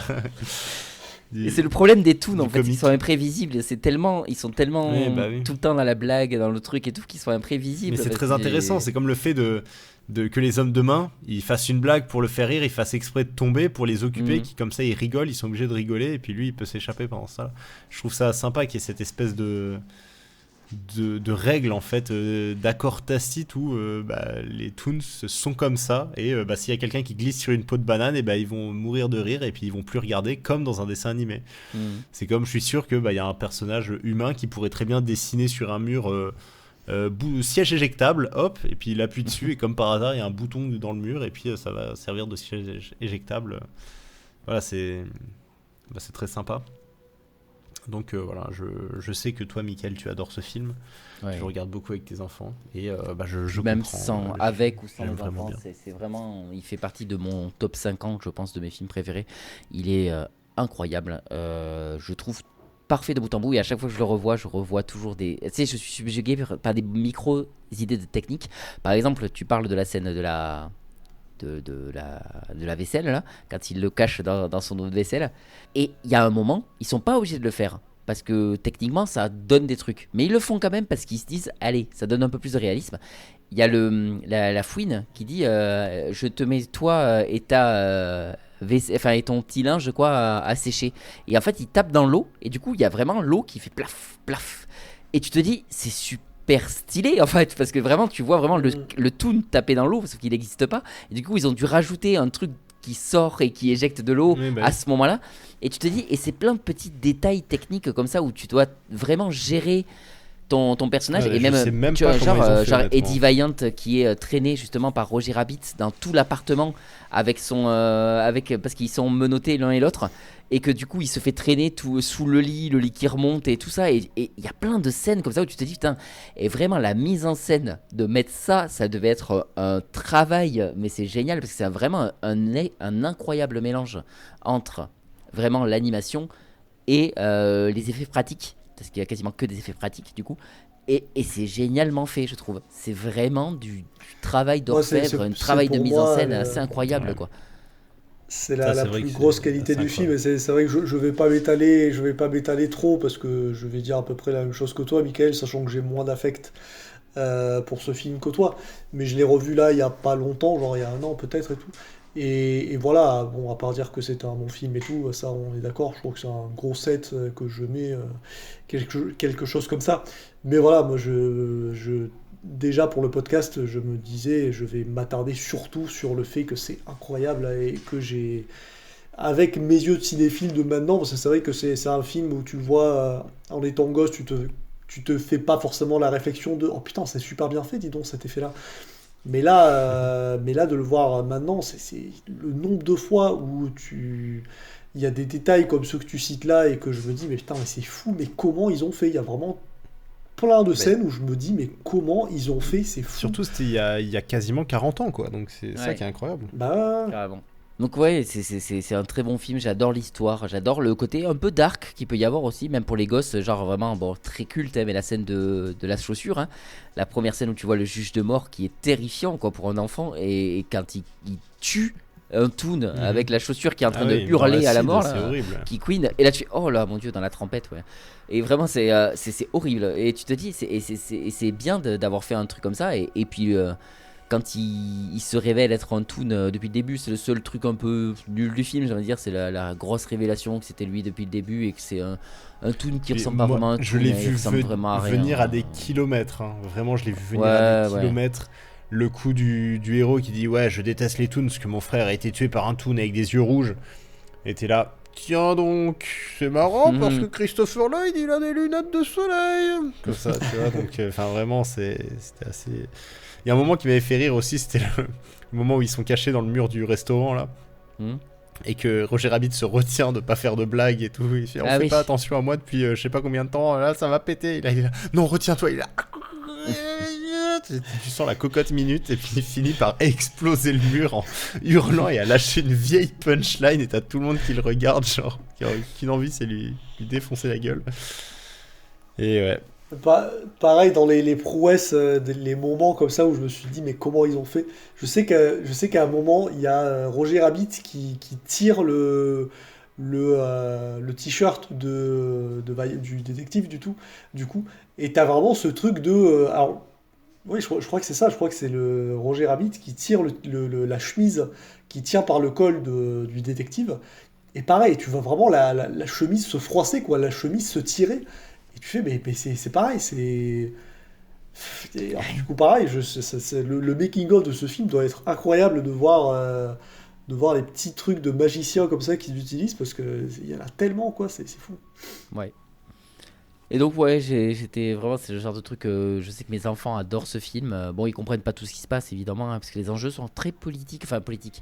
Il y a ce côté vraiment très. Ouais, vraiment un film. Je comprends que quand t'es petit, tu puisses ne pas rentrer dedans, parce qu'il y a vraiment cette histoire d'enquête qui est très polar en fait. C'est vraiment un polar, mais au pays des Toons.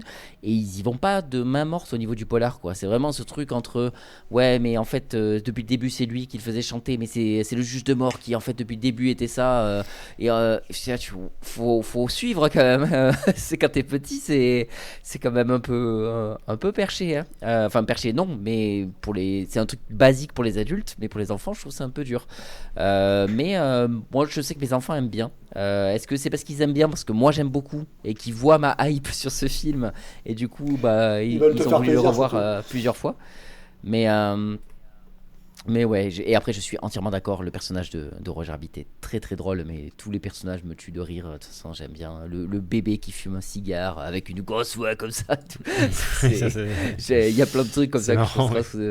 Puis le fait que c'est con, hein, mais le fait qu'un acteur soit mauvais parce que il met des oiseaux au lieu des étoiles et qu'ils doivent recommencer toute une scène parce qu'il n'y arrive pas et en fait c'est un petit fusil de Tchekhov parce qu'à la toute fin il arrive enfin à avoir des étoiles quand il se prend les briques sur la gueule. Enfin voilà, j'aime bien. Voilà, il y a plein de petits trucs comme ça qui sont très bien trouvés. Et puis surtout la surprise c'est qu'au début il a c'est dans la première scène et puis t'entends cut et tout et il est là où est-ce qu'il est mon cigare. Voilà, ok, d'accord. Enfin, ouais. On a terminé avec ce podcast. Évidemment, s'il y en a un seul qu'on peut vous conseiller, c'est Roger Rabbit, mais il y a très peu de monde qui a vu Roger Rabbit. Guillaume faisait partie des derniers. Mais non, c'est vrai que. On a vraiment un podcast qui prend des risques. Hein. On est quand même au point où on conseille Roger Rabbit. Regardez Roger Rabbit. Mais après, ça fait du bien. À côté des deux films un peu niche qu'on a choisi, c'est cool qu'on ait eu Roger Rabbit quand même. Oui, au début je me disais oui, mais c'est quand même c'est le premier film auquel on pense, tu vois, c'est sympa de faire découvrir des trucs, mais en même temps, vu que j'avais pas vu Roger Rabbit, je me dis il faut quand même que je vois ce film, quelle meilleure occasion que ce podcast. Et on se donnait un peu plus le truc d'avoir des films un peu plus cultes avant, au tout début du podcast. Aujourd'hui, j'ai l'impression qu'on essaie toujours d'aller le plus loin possible du culte, alors que ça fait du bien aussi de temps en temps de parler de films très connus. Mais non, moi je suis la caution populaire du podcast. Quand on va les découvrir. Oui, c'est sûr. Moi, souvent, j'ai l'impression que mes films, ils sont assez pas tant que ça, je trouve. On va dire. Ouais. Non, c'est sûr que je sors pas des zones humides, quoi, mais. Non mais oui, il y a des thanatomorphoses. Okay, allez, yes. On va conclure. Donc, je disais avant donc qu'on conclure et avant de conclure, on va passer donc au prochain thème qui est celui de Guillaume. On t'écoute. Eh bien, écoutez, j'ai longuement réfléchi et j'ai pensé à un thème qui est un peu ça. Je saurais pas comment le dire. Encore une fois, ce sera plus simple quand vous aurez mon film et vous saurez le. Voilà, c'est un peu ça. Bon, c'est un peu plus simple, je pense.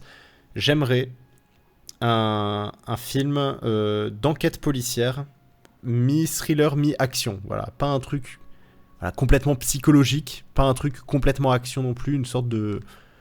Ouais, un film d'enquête policière. Ok. Voilà, sans partir dans des extrêmes, genre Michael Bay ou le truc qui te détruit le crâne, genre ah ouais, en fait c'était depuis le début, genre Nolan ou je sais pas trop quoi.